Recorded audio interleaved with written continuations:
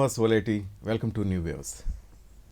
నందమూరి లక్ష్మీ పార్వతి గారు మనతో పాటు మన స్టూడియోలో ఉన్నారు. తన అంతరంగాన్ని పంచుకునేందుకు రెడీగా ఉన్నారు.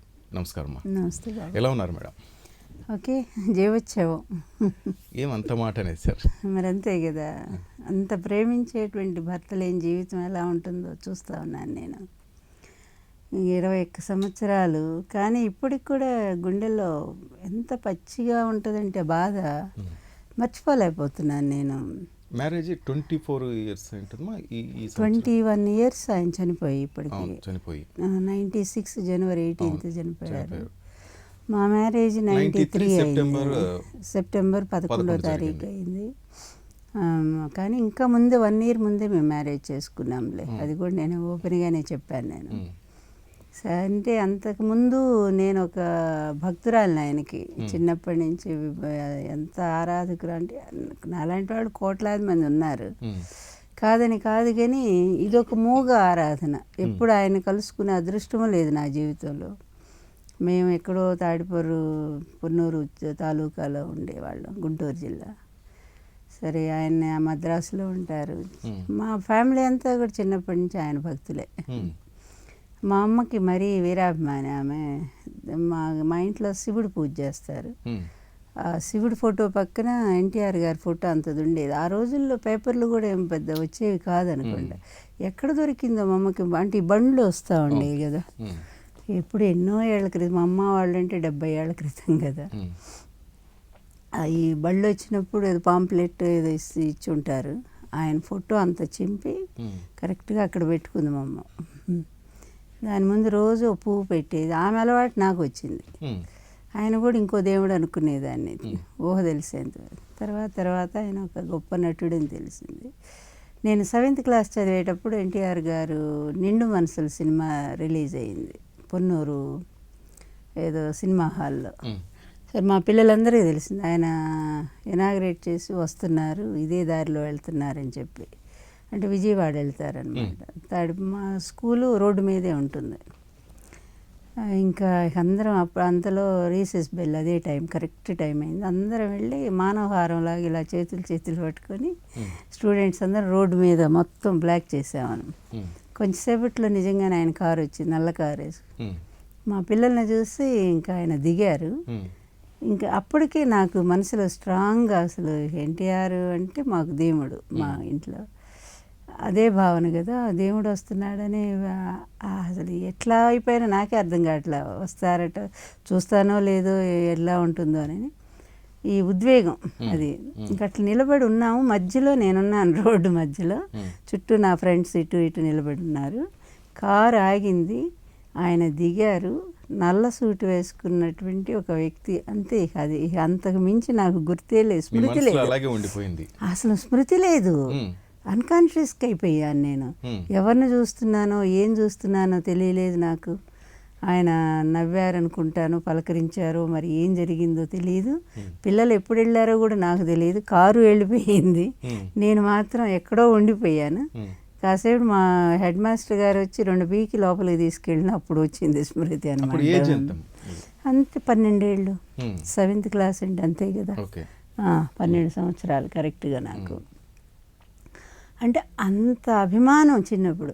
కానీ ఎంత అసలు అంటే, ఇప్పుడు మన మనసులో ఒక దైవం అనే భావన ఉన్నప్పుడు ఆ వ్యక్తి కళ్ళ ముందు నిలబడితే డైరెక్ట్గా ఆ వ్యక్తిని మనం చూడలేము. అదొక అలౌకికమైన స్థితిలో చూస్తాం మనం ఆ వ్యక్తిని. ఒక అద్భుత దృశ్యాన్ని చూసినట్టుగా చూస్తాం అన్నమాట. అది మనసు ఎంతగా దాన్ని రిసీవ్ చేసుకుంటుందంటే, అది నా అనుభవమే దానికి సాక్ష్యం. రెండోదేమో ఎన్టీఆర్ గారు ని ఎట్లయినా కలవాలి, ఒక్కసారి కల్పించడానికి ఉపేంద్ర గారిని అడిగితే ఢిల్లీలో మాకు ఆయన చేతుల మీద సన్మానం పెట్టారు నాకు. నేను అప్పట్లో ఉపన్యాసాలు బాగా చెప్తుండేదాన్ని. నేను దేవస్థానాల్లో హిందూయిజం మీద చాలా ఉపన్యాసాలు చెప్పేదాన్ని నేను. అయితే సన్మానం పెట్టించారు November 1 ఆంధ్ర రాష్ట్ర అవతరణ దినోత్సవం సందర్భంగా. ఆ సందర్భంగా ఎన్టీఆర్ గారి చేతుల మీద సన్మానం అంటే వారం రోజుల ముందు నుంచే నిద్ర పట్టదు, తిండి సహించదు. మనిషిని అసలు ప్రయాణం చేస్తానో లేదో నమ్మకం కూడా లేదు. అసలు తిండిపోతే కదా. అంటే ఎంత యాంగ్జైటీ ఎట్లా ఉంటుందో దాన్ని చెప్పలేము. అనుభూతులు అంటాము వీటిని, ఫీలింగ్స్. అది ఇంకా ఎట్లా వెళ్ళాము. అదే ఏపీ భవన్లో రూమ్ ఇచ్చారు. ఆయన గోదావరి అనుకుంటా ఆ బ్లాక్లో ఉన్నట్టున్నారు. సరే ఇక కిషన్ రావు గారు అప్పుడు ఇన్ఛార్జ్ దానికి, వారిని రిక్వెస్ట్ చేసా. ఒక కెమెరా కూడా తీసుకెళ్ళాను ఆయన ఫోటో తీసుకోవాలని చెప్పి. అంత దగ్గరగా ఫస్ట్ టైం చూడబోతున్నాను అనేది. వెళ్ళి ఇక సరేనన్నారు ఆయన. రాజీవ్ గాంధీ గారి దగ్గరికి వెళ్తున్నారు. అప్పుడు ప్రధానమంత్రి రాజీవ్ గాంధీ గారు ఏదో ప్రభుత్వ వ్యవహారం మీద వచ్చారు, ముఖ్యమంత్రిగా ఉన్నారు. ఇంకా వెళ్ళాను. చూస్తే ఇంకా బయటికి రావట్లేదు. కొంచెం సేపటికి ఆ తలుపు పక్కనే నిలబడి ఉన్నాం మేమంతా. ఆయన అట్లా తలుపు తీసుకొని ఇట్లా అడుగు పెట్టారు. ఇది ఈ కలరు డ్రెస్సు అంటే కాషాయ రంగు ఉన్నారు. పసుపు పచ్చ రంగులో ఎవరిని చూస్తున్నానో నాకు తెలియట్లా. అసలు ఏం చూస్తున్నానో అదే దృశ్యమో అర్థం కావట్లా.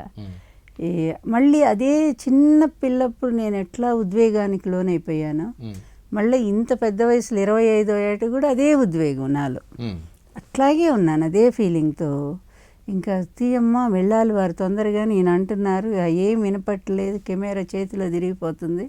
అది ఎప్పుడు కింద పడిపోయిందో నాకు తెలియదు. నేను వెళ్ళి ఆయన కాళ్ళ మీద పడిపోయి ఏడుస్తూ ఉన్నాను. ఒకటే ఏడుపు, ఒకటే. ఆయన ఫస్ట్ టైము, ఎందుకంటే first impression is best impression అన్నట్టుగా ఆయన ఫస్ట్ టైం అర్థం చేసుకున్నారు.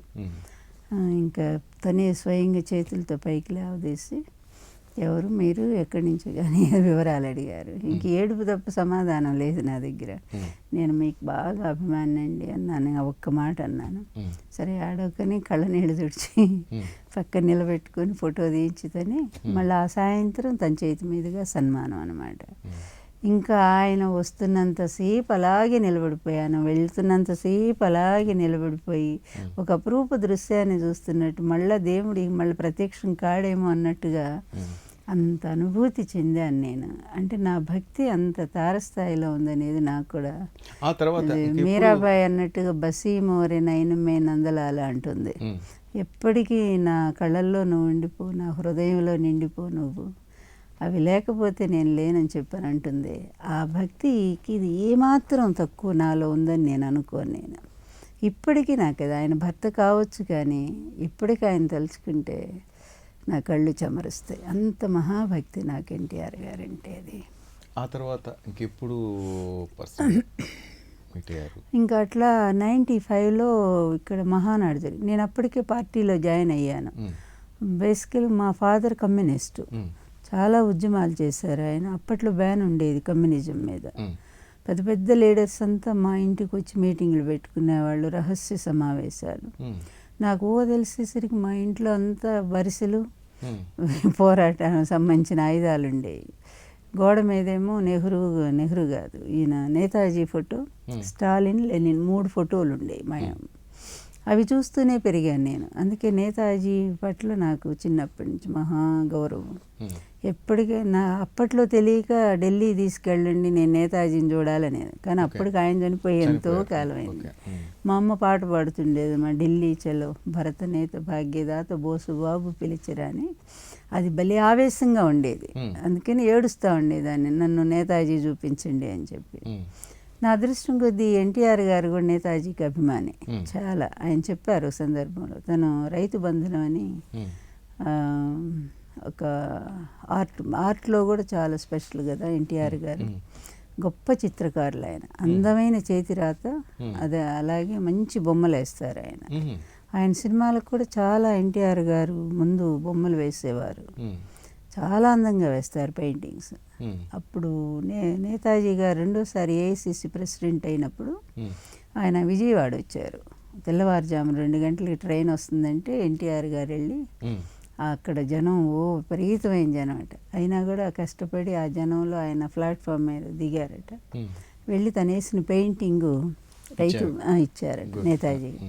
ఇస్తే భుజం మీద తట్టారట. ఎప్పటికీ అది మర్చిపోలేని స్మృతి నాకని చెప్పి ఆయన చెప్తుండేవారు నాకు. అందుకే నేను రాశాను, నేతాజీ సుభాష్ చంద్రబోస్ నవలు రాశాను నేను, పుస్తకం ఆయన జీవితం మీద రాశాను. సో అట్లాగా ఒక ఆ భావజాలంలో పెరిగిన వ్యక్తిని నేను, అంటే కమ్యూనిస్టు భావజాలంలో. మా ఫాదరు చాలా రియల్ కమ్యూనిస్టు. ఒక్క అబద్ధం తన జీవితంలో ఆడగానే నేను వెళ్ళలేదు అసలు. కొన్ని పద్ధతులు, కొన్ని వాల్యూస్ ఉన్న మనిషి ఆయన. మా మా ప్రభుత్వం వచ్చినప్పుడు కూడా మా ఇంటికి వచ్చి ఆయన టీ తాగలేదు. నేను వస్తే నా వెనక 10 మంది తయారవుతారు, ఆ పనులు ఈ పనులు అని అడుగుతారు, అవి మీకు ఇబ్బంది కలిగించకూడదు. ఇంత సిన్సియర్గా ఉన్న ఫ్యామిలీ అని చెప్పాను నేను. అట్లా అయినా కూడా నేను ఈ పార్టీలో చేరిపోయాను, తెలుగుదేశంలో. మా నాన్న వాళ్ళు చేరలేదు కానీ నేను చేరిపోయాను. చేరి తెనాల్లో మహిళ ఏదో సెక్రటరీగా పనిచేశారు. టీడీపీలో చేరమని పిలిచారు లేక మీ అంతటా మీరే వచ్చారు? అప్పుడు టీడీపీ కొత్తగా పెట్టారు కదా ఎన్టీఆర్ గారు 82లో. 82లో పార్టీ పెట్టినప్పుడు ఎవరికి వాళ్ళే ఉత్సాహంగా చేరిపోయాము. మాకు అన్నాపతిని సత్యనారాయణ గారు ఉండేవారు తెలుగుదేశం పార్టీ తరఫున. అలాగే ఇంకొక ఆయన ఉన్నారు భాను గారని, ఆయన ఎంకరేజ్ చేశారు, ఇళ్ళు వచ్చి మీరు రండి మెంబర్షిప్ తీసుకోండి అని చెప్పి. ఆ తర్వాత మహిళా వింగ్ ఒకటి ఏర్పాటైంది, దాంట్లో నేను సెక్రటరీగా అయ్యాను. ఇంక చాలా వర్క్ చేశాము. ఎన్టీఆర్ గారు పదవి పోయినప్పుడు ఫస్ట్ జిల్లా మొత్తం పర్యటన చేశాం మహిళలందరం కూడా. నేను ఉపన్యాసాలు, మిగిలిన మహిళల పాటలు, అలా అసలు జనం ఊగిపోయేవాళ్ళు. అంత బాగా మా కార్యక్రమం సక్సెస్ అయింది. అట్లా ఉపేంద్ర గారికి తెలుసు మా కార్యక్రమాలు, మేము ఇట్లా పార్టీ బాగా పనిచేస్తున్నాం అనేది. వారు ఒకసారి తెనాలి వచ్చినప్పుడు రిక్వెస్ట్ చేశాను నేను, ఒక్కసారి వారిని కల్పించండి, జీవితంలో అది ఒక్కటి తీరని కోరికగా మిగిలిపోయిందంటే దానిలో భాగమే ఢిల్లీ. అది అయిపోయిన తర్వాత ఇక్కడ మహానాడు జరిగింది. మేము గుంటూరు జిల్లా నుంచి మొత్తం ఒక బస్సు వేసుకొని మహిళలంతా కూడా గుంటూరు జిల్లా నుంచి, అంటే ఎమ్మెల్యే అన్నాబత్తునేనేమో వారే పెట్టారు బస్సులని, మేము వచ్చాము. వచ్చిన తర్వాత ఇది చాలా ఆశ్చర్యకరమైన సంఘటన, వినాలి ఇది. ఇప్పుడు ఢిల్లీ తర్వాత ఇక్కడ నవంబర్ అది జరిగింది. ఇది మహానాడు హైదరాబాద్లో ఎప్పుడు జరిగింది అయితే 96 ఏనేమో, మరి ఒక 1 year అన్న గ్యాప్ ఉంటుంది కదా. ఇక్కడ వెళ్ళాం, గ్రౌండ్లో ఏదో జరిగింది, పెద్ద గ్రౌండ్. అప్పుడు 14 kilometers నడిపించారు అందరినీ, చాలా లాంగ్ నడిచాము, కాళ్ళు పట్టేసినాయి అందరికీ. అయినా సరే ఇదో ఉత్సాహం, ఉరకలెత్తే ఉత్సాహం. ఆనాడు తెలుగుదేశం పార్టీ అంటే ఎవరికి వాళ్ళే మా పార్టీ మా సొంతం అనుకునే స్థితిలో ఉండేది. నాయకుడు అంటే అట్లా ఉండాలి. అందరం వెళ్ళాము, అంతా అయిపోయి సాయంత్రం ఇక అనౌన్స్ చేశారు, గుంటూరు వాళ్ళు వచ్చేసేయండి బస్సు దగ్గరికని. మేము లేచి బయలుదేరాము. అదే టైంలో ఎన్టీఆర్ గారు కూడా డయాస్ ముందు కూర్చొని, అటువైపు బ్యారికేడ్స్ ఉన్నాయి మధ్యలో డయాస్ ముందు. ఆ బ్యారికేడ్ని ఆయన డయాస్ ముందు నుంచి ఆయన అటు నుంచి వస్తున్నారు. అదే సమయంలో మేము ఇటు నుంచి ఇట్లా వెళ్తున్నాము. వెళ్తా వెళ్ళిపోతున్నాం, మేము ఇటు నుంచి ఇట్లా వెళ్ళిపోతాము. ఇదేమో ప్రేక్షకుల గ్యాలరీ లాగా అనమాట. కార్యకర్తలు ఇటువైపు, అటువైపు అంతా వివిఐపీలు అట్లాగా. కరెక్ట్గా ఆ కార్నర్ వచ్చేసరికి మేమిద్దరం అనుకోకుండా ఆయన అక్కడున్నారు, నేను ఇటున్నాను. ఆ కార్నర్లో అంత స్తంభం బాతుంది.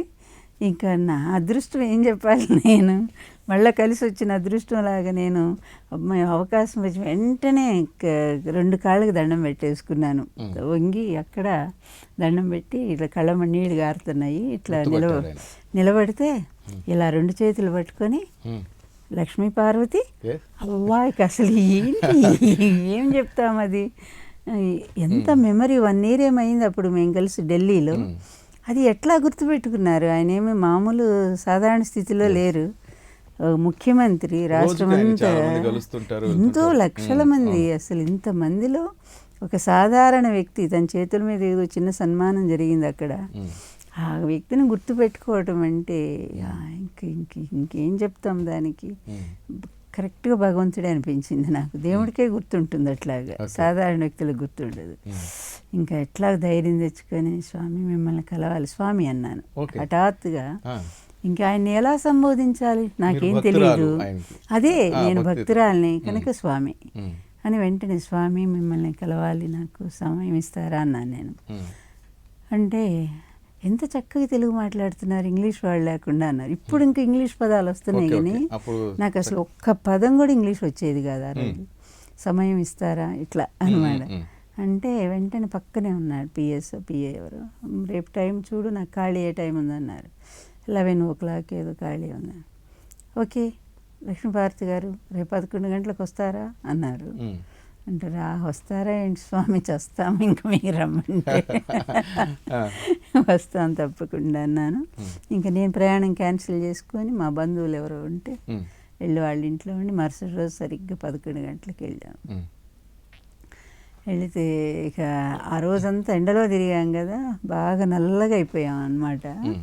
ఏంటి నిన్నంతా బాగా నడిచారా అని అన్నారు. అది అసలు అంతా అవును నడిచాం స్వామి. ఇక అసలు ఏం మాట్లాడాలో తెలియట్లేదు. ఏదో నాకు ఒక సన్నివేశం గుర్తు వస్తుంది. శ్రీకృష్ణుడు విదురుడికి భోజనానికి వస్తానని చెప్తాడు. రాయబార ఘట్టం ఉంది కదా, ఆ రాయబార ఘట్టంలో దుర్యోధనుడు వీళ్ళంతా కృష్ణుడు సంధి చేద్దామని వచ్చాడు పాండవులకి కౌరవులకి. వస్తే వీళ్ళు దుర్యోధనాదులు ఎట్లయినా కృష్ణుడు నాకట్టుకోవాలని భోజనానికి పిలుస్తారు. బ్రహ్మాండం ఎన్నో రకాలు తయారు. కానీ పేదవాడు విదురుడు, మంత్రి అయినా కూడా పేదవాడు. అవన్నీ ఆ పాత్రలని ఆదర్శం మనకి. విదురా నీ ఇంటికి భోజనానికి వస్తానంటాడు. అంటే ఇక ఆయన ఎలా పొంగిపోతాడంటే ఇంక అది చెప్పడానికే వీల్లేదు. సాక్షాత్తు దైవం ఈయన వాసుదేవుడు మా ఇంటికి భోజనానికి వస్తున్నాడని ఆ మరుసటి రోజు ఈయన వెళ్ళినప్పుడు అక్కడ చెప్తాడనమాట. పుట్టబోయిడి బుల్లి బుజ్జాయి కోసమై పొదుగు గిన్నెకు పాలు పోసి పోసి తెల్లవారక ముందే మొగ్గలలోన జొరబడి వింత వింతల రంగులు వేసి వేసి కలికి వెన్నెలలూరు చలువ దోసిళ్లతో లతలకు మారాకు లతికి లతికి పూల కంచాలలో రోలంబములకు రేపటి భోజనము సిద్ధపరచి పరచి ఎంత శ్రమనందుచుంటివో ఏమో స్వామి రమ్ము ఒక్క నిమేషము కన్నుమో ఎదుగుగాని తెరచి ఉంచితి నాకు టీరమ్ము తలుపునంటాడే. ఆ సాక్షాత్ ఆ శ్రీ మహావిష్ణువు ఇన్ని పనులు చేసి అలసిపోయి అటువంటి దేవాది దేవుణ్ణి కలుసుకుంటే ఎలా ఉంటుందో నిజంగా అదే ఫీలింగ్ నాకు. అదే అసలు అదే గుర్తొచ్చి కళ్ళు అట్లా కళ్ళ వెంట నీరు గారుతానే ఉంది. అంటే మన ఫీలింగ్ ఏది ఉంటే దాన్ని ఆ విధంగా చూస్తూ ఉంటాము. అంటే మొదటి నుంచి ఎన్టీఆర్ గారి పట్ల నా భక్తి ఎలా ఉండేదని చెప్పడానికి ఇదంతా చెప్పి, ఇందులో అతిశయోక్తి కొంచెం కూడా లేదు. ఇంత భక్తి ఉంది కనుకనే ఆయన ఆకట్టుకోగలిగింది. ఎప్పుడు భక్తి భగవంతుడిని ఆకర్షిస్తుంది, అందులో సందేహమే లేదు.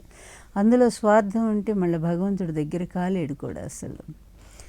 అట్లా అనుకున్నాను. ఆ తర్వాత ఎన్నిసార్లు ఈ పద్యాలు ఆయన వినిపించుకున్నారు. ఎంత ఇష్టమో పాపయ్య శాస్త్రి గారి పద్యాలు ఇవి.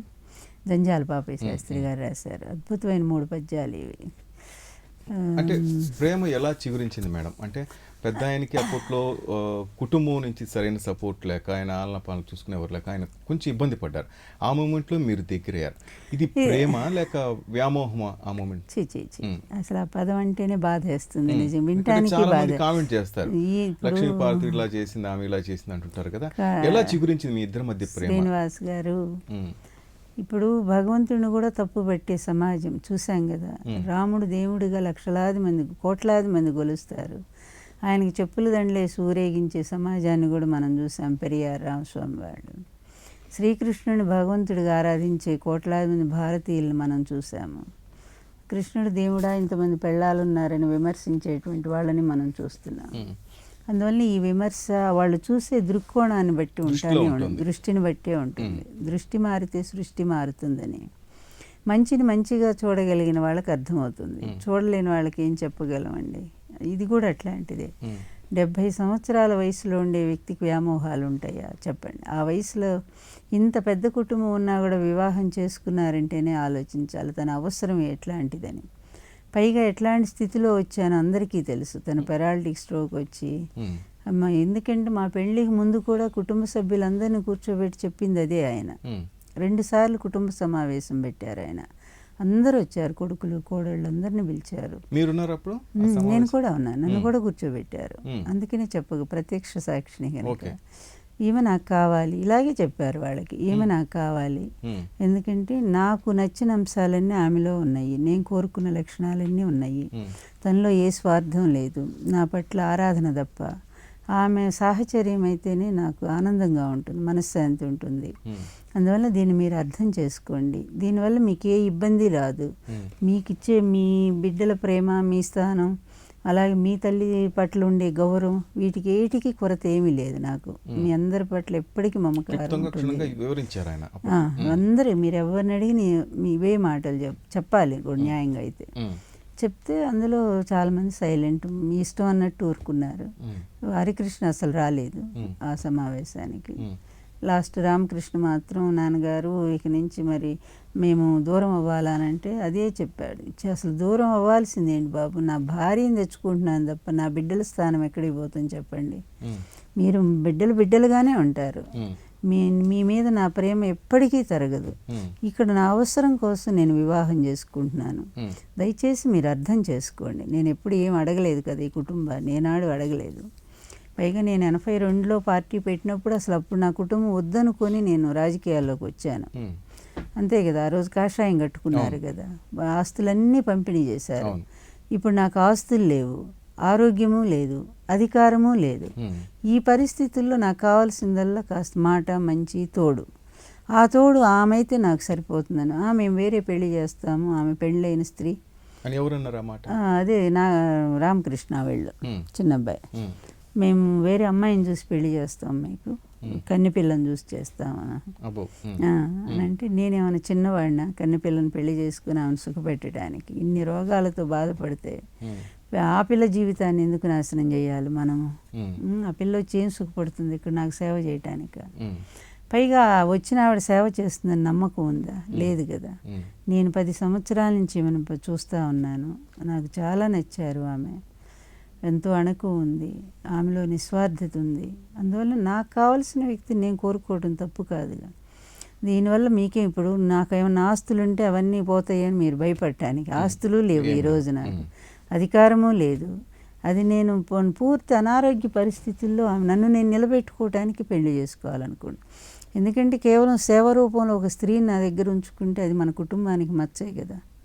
ఏమంటారు మళ్ళీ బయట ప్రపంచం అంతా కూడా 1000 నిందలన్నీ వేస్తారు, కుటుంబ గౌరవం పోతుంది. అందుకని నన్ను ఆదుకున్నటువంటి ఆ స్త్రీకి నేను భారీ స్థానం ఇద్దామనుకుంటున్నాను అని ఇంత ధైర్యంగా చెప్పినటువంటి వ్యక్తి నా భర్త ఎన్టీఆర్ గారు. అట్లాంటి వాళ్ళని నేను మగవాళ్ళలో చాలా రేరుగా, ఇది ఇక్కడ మన రోడ్ నెంబర్ 30 ఈ ఇంట్లో అందరూ వచ్చారు. హరికృష్ణ గారు రాలేదు, అందరూ వచ్చారు. తర్వాత చెప్పే చేసుకున్నారు ధైర్యంగా. దాన్ని కూతుళ్ళు వాళ్ళు ఎవరు మాట్లాడలేదమ్మా? ఎవరు ఏం మాట్లాడాలి, ఆవిడ అసలు రాలేదు. ఎవరు మన చంద్రబాబు వైఫ్ రాలేదు. పురంధరేశ్వరి వచ్చినట్టుంది అప్పుడు, గుర్తులేదు. కానీ ఆ రోజు వచ్చేది మా ఇంటికి పురంధరేశ్వరి. సో అట్లాగా తనకు అవసరమై నేను వచ్చాను తన జీవితంలో. ఇక్కడ అర్థం చేసుకోవాల్సింది ఒక్కటే, నా బాధ ఏంటంటే మేము దేన్ని ఆశించి రాలేదు. నేను ఫస్ట్ నేను ఒక లెక్చరర్ని, డిగ్రీ కాలేజీ లెక్చరర్ని. నాకు జీతం వస్తూ ఉంది, నా కొడుకున్నాడు, నాకు పెద్ద ఇబ్బందులు ఏమీ లేవు, నా తల్లిదండ్రులు ఉన్నారు అండగా నాకు. అయినా సరే నేను వచ్చాను అంటే ఎంత త్యాగం, నా వైపు నుంచి కూడా త్యాగమని అర్థం చేసుకోవాలి. ఎంతసేపు ఇప్పుడు నేనేమి వేరే వ్యామోహాలు ఇవన్నీ ఉంటే విడాకులు తీసుకున్నటువంటి స్త్రీ వేరే ఇంకొక యువకుని చూసి పెళ్లి చేసుకుంటుంది. చిన్న వయసే కానీ అది 30 ఏళ్ల వయసు ఉన్నదాన్ని నేను. వేరే ఆశ, వేరే స్వార్థం ఉంటే నాకు నేను వేరే పెళ్లి చేసుకొని ఉండాలి, చేసుకుంటాను. అక్కడ మీకు ఎటువంటి ఇబ్బందులు ఎదురుకాలేదమ్మా? మొదటి వివాహం, ఆయనకి విడాకులు, అది ఆ ప్రసంగం కూడా ఇష్టపడినంత బాధలు పడ్డాను నేను, అది చెప్పడానికి కూడా ఇష్టపడినంత కష్టాలు పడ్డాను నేను చెప్పాలంటే. అక్కడి నుంచి బెదిరింపులు కానీ, ఇటు ఎన్టీఆర్ కుటుంబ సభ్యుల నుంచి బెదిరింపులు కానీ, మీకు చికాకులు కానీ అప్పట్లో ఏమైనా ఎదురయ్యాయా? ఇది చాలా తీవ్రంగా అటు నుంచి నాకేం లేదు కానీ అటు నుంచి నేను విడాకులు అడగగానే, ఎందుకంటే మేము సపరేట్ అయ్యి అప్పుడు నేను మా అమ్మ నాన్న వాళ్ళ ఇంట్లో ఉంటున్నాను. నేను ఇక్కడ ఇల్లు తీసుకుని నర్సరావుపేటలో రోజు కాలేజీకి వెళ్ళి వస్తూ ఉండేదాన్ని. అందువల్ల మేము ఎట్లాగో దూరంగానే ఉన్నాం కనుక నేను అప్లై చేశాను. అది ఇబ్బంది లేదు నాకు అటువైపు నుంచి. కాకపోతే తర్వాత కాంగ్రెస్ వాళ్ళు అతను ఒక ఆయుధంగా వాడుకొని మా మీద అటాక్ చేయించడానికి ప్రయత్నం, ఎన్టీఆర్ గారు పొలిటికల్గా వాళ్ళు తీసుకున్నారు, ఫెయిల్ అయ్యారు అనుకోండి. అది వేరే. ఇక్కడ మాత్రం చాలా తీవ్రమైనటువంటి పరిస్థితి జరిగింది. అది చంద్రబాబు నుంచి జరిగిందో కుటుంబం నుంచి జరిగిందో నాకు తెలియదు కానీ బట్ నన్ను కిడ్నాప్ చేయటము, తర్వాత అసలు చంపేస్తామని బెదిరించటము ఎన్నో జరిగినాయి. ఏమీ భయపడలే. నేను ఒక్కటే చెప్పాను, నేను దైవాన్ని నమ్ముకున్నట్టు ఆయన్ని నమ్ముకున్నాను. ఆయన రావద్దని ఏ ఒక్కరోజు చెప్పినా నేను రావటం మానేస్తాను. అప్పుడు నేను ఎన్టీఆర్ బయోగ్రఫీ రాస్తున్నాను. నేను సాటర్డే సండే వస్తుండేదాన్ని ఇక్కడికి, శని ఆదివారాలు. మళ్ళీ ఆదివారం రాత్రి కానీ సోమవారం పొద్దున్నే కానీ వెళ్ళాలి కాలేజీకి. కరెక్ట్గా మా కాలేజీ ముందు దిగుతుంది బస్సు, సమయానికి అందుకుంటుంది. అట్లా వస్తూ పోతుండేదాన్ని. సరే మా మధ్య అభిమానం పెరిగింది, ఆత్మీయత పెరిగింది, ఇద్దరు ఒకళ్ళనొకళ్ళు అర్థం చేసుకున్నాము, ఎవరి బాధలు వాళ్ళు చెప్పుకున్నాం పూర్తిగా మనసు విప్పి. నా జీవితము, నాకు జరిగినటువంటి బాధలు ఇవన్నీ నేను చెప్పాను. ఆయన కుటుంబంలో ఏ విషాదం జరిగిందో మొత్తం ఆయన చెప్పారు, ఏమీ దాచుకోలే. కానీ ఇప్పటి వరకు కూడా ఆ కుటుంబం పట్ల గౌరవంతో నేను ఏనాడు ఆ కుటుంబం ఆయన చెప్పిన ఒక్క విషయం కూడా నేను బయట చెప్పలేదు. అంత కాపాడుకుంటూ వచ్చాను గౌరవాన్ని నేను. అయినా వాళ్ళే అసలు తండ్రిని అర్థం చేసుకోలేకపోయారనే బాధ కలుగుతా ఉంది. చాలా ఇబ్బందులు పెట్టారని చెప్పారు అప్పట్లో ఎన్టీఆర్ గారు. ఇంకా వాటి జోలు నేను అందుకే పోదలుచుకోలేదు. ఆయన మాత్రం చాలా సఫర్ అయ్యారు ఫ్యామిలీతో. అది మేజర్ చంద్రకాంత్ సినిమా అప్పుడు అక్కడ తిరుపతి సభలో ఆయన అనౌన్స్ చేస్తూ ఒక మాట అన్నారు. మా పెండ్లి అనౌన్స్ చేసే ముందు ఒక మాట అన్నారు, నా జీవితంలో నేను చాలా బాధలు పడ్డాను, కష్టపడి పైకి వచ్చాను, తర్వాత నా ఆరోగ్యం కూడా పాడైపోయింది, నాకు సరిగ్గా చూసుకునేవాళ్ళు లేరు. ఈ మాట అన్నారు, మీరు గుర్తు తెచ్చుకోండి. చూసుకునేవాళ్ళు లేరు, వేళకు నాకు భోజనం పెట్టే పరిస్థితి కూడా లేదు. అందుకని నన్ను 2 సార్లు నా ప్రాణాపాయం నుంచి ఒక అజ్ఞాత స్త్రీ నన్ను కాపాడింది అనుకోకుండా. అందువల్ల ఆ గౌరవంతో స్త్రీల పట్ల మన దేశం ఎప్పుడు గౌరవంతో ఉంటుంది కనుక ఆమె అంగీకరిస్తే ఈ సభ మీ అభిమానులందరి సమక్షంలో నేను ఆమెను భారీగా స్వీకరించదలుచుకున్నాను. ఆమెను పెళ్లి ఇంత గౌరవం ఇచ్చినటువంటి వ్యక్తి ఎన్టీఆర్ గారి వ్యక్తిత్వం ఎక్కడ, ఆయన దరిదాపుల్లో కూడా రాలేనటువంటి కుటుంబ సభ్యులు కానీ లేకపోతే అల్లుళ్ళు కానీ వాళ్ళ వ్యక్తిత్వాలు ఎక్కడ ఒక్కసారి చేసి చూడండి. ఆయన పెళ్లి చేసుకుంటే మిమ్మల్ని అడిగారా మేడం? ఏది ఎన్టీ రామారావు గారు పెళ్లి చేసుకుందామని అడిగారా మిమ్మల్ని? ఇద్దరు కలుస్తూ మాట్లాడుకుంటూ తప్పనిసరిగా నన్ను పెళ్లి చేసుకుంటా, నా బయోగ్రఫీ మీరు చదవండి. మీరు ఆయనే అడిగారు నాకు. ఇప్పుడు నేను అడగగలనా? ఒక్కటి చెప్పు శ్రీనివాస్ గారు, నేను అసలు అంత ధైర్యం మాకు ఉంటుందా? నేనెక్కడ ఆయన ఎక్కడ? స్వామి అంతే, ఆయన ఒక దేవుడు, నేను ఒక భక్తురాలిని. అదొక వీరావేశం చెప్పాలంటే. అట్లాంటిది నన్ను పెళ్లి చేసుకుని నేను అడగగలను అసలు? అంటే నేను చెప్పేది అంటే ఆ తిరుపతి సభలో మాట్లాడే విషయం కూడా మీకు తెలియదు. అసలు పెండ్లని అనౌన్స్ చేస్తారని తెలియదు మాకు. కానీ అంతకుముందే మేము వివాహం చేసుకున్నాం రహస్యంగా. నేను అదే చెప్తున్నాను. ఎందుకంటే అప్పటికి మాకు విడాకులు రాలేదు. నేను అందుకే మేము అసలు మా జీవితంలో రహస్యమే లేదు. అందుకని విడాకులకు అప్లై చేశాను, ఇంకా రాలేదు. అందుకని ఈలోపు ఆయన ఏమన్నారంటే, నాకు కొంచెం కష్టంగా ఉంటుంది, ఇబ్బందిగా ఉంది, నువ్వు రిజైన్ చేసి రావాలి ఉద్యోగం, నన్ను కనిపెట్టుకొని ఉండాలి, ఇట్లా అక్రమంగా ఉండటం అంటే నాకు కూడా నచ్చదు, ఎట్లాగూ ఇక అది అయిపోయిన పెళ్ళే కదా నీకు, కనుక మన ఇద్దరం పెళ్లి చేసుకుందాం అన్నారు. అన్నా కూడా నేను వెంటనే యాక్సెప్ట్ చేయలేదు శ్రీనివాస్ గారు. ఎందుకంటే నా అమాయకత్వం నాది చెప్పాలంటే. ఇది నాకు ఈ లౌక్యాలు తెలియవు, ఇవన్నీ తెలియదు. ఎందుకంటే పూర్తి హిందూ ధర్మం అనే ఒక దాంట్లో కొట్టుకుపోతున్న దాన్ని అప్పటికి నేను విశ్వ హిందూ పరిషత్ తరపున కూడా నేను చాలా ఉపన్యాసాలు చెప్పాను నేను. అందుకని నేనేంటంటే స్త్రీకి 2వ వివాహం చేసుకోవచ్చా లేదని ఒక ధర్మ మీమాంస నాకు, ఈ అంత సనాతన ధర్మంలో ఆలోచించే పద్ధతిలో. అందుకని నేను స్వామి స్త్రీ 2వ వివాహం చేసుకోవచ్చని ఆయన్ని అడిగాను అమాయకంగా. అంటే తప్పేముంది, లీగల్గా చట్టపరంగా చేసుకోవచ్చు, తను విడాకులు పొందితే ఇక్కడ భార్య లేకపోతే పెళ్లి చేసుకోవచ్చు, ఇప్పుడు మన ఇద్దరు నువ్వు అందులో అప్లై చేసావు కదా, ఏమి ఇబ్బంది ఏంటి అని అన్నారు. ఇది సరే స్వామి, కానీ ధర్మం ఒప్పుకుంటుందా అని అంటే, సరే చూడు నువ్వు కన్విన్స్ అయినప్పుడే నాకు సమాధానం చెప్పన్నారు ఆయన. నిజంగానే నేను అనేక పుస్తకాల లైబ్రరీకి వెళ్ళి చూస్తే నాకు సంస్కృతంలో పుస్తకం దొరికింది. అది పరాశర స్మృతి అనే పుస్తకం దొరికింది.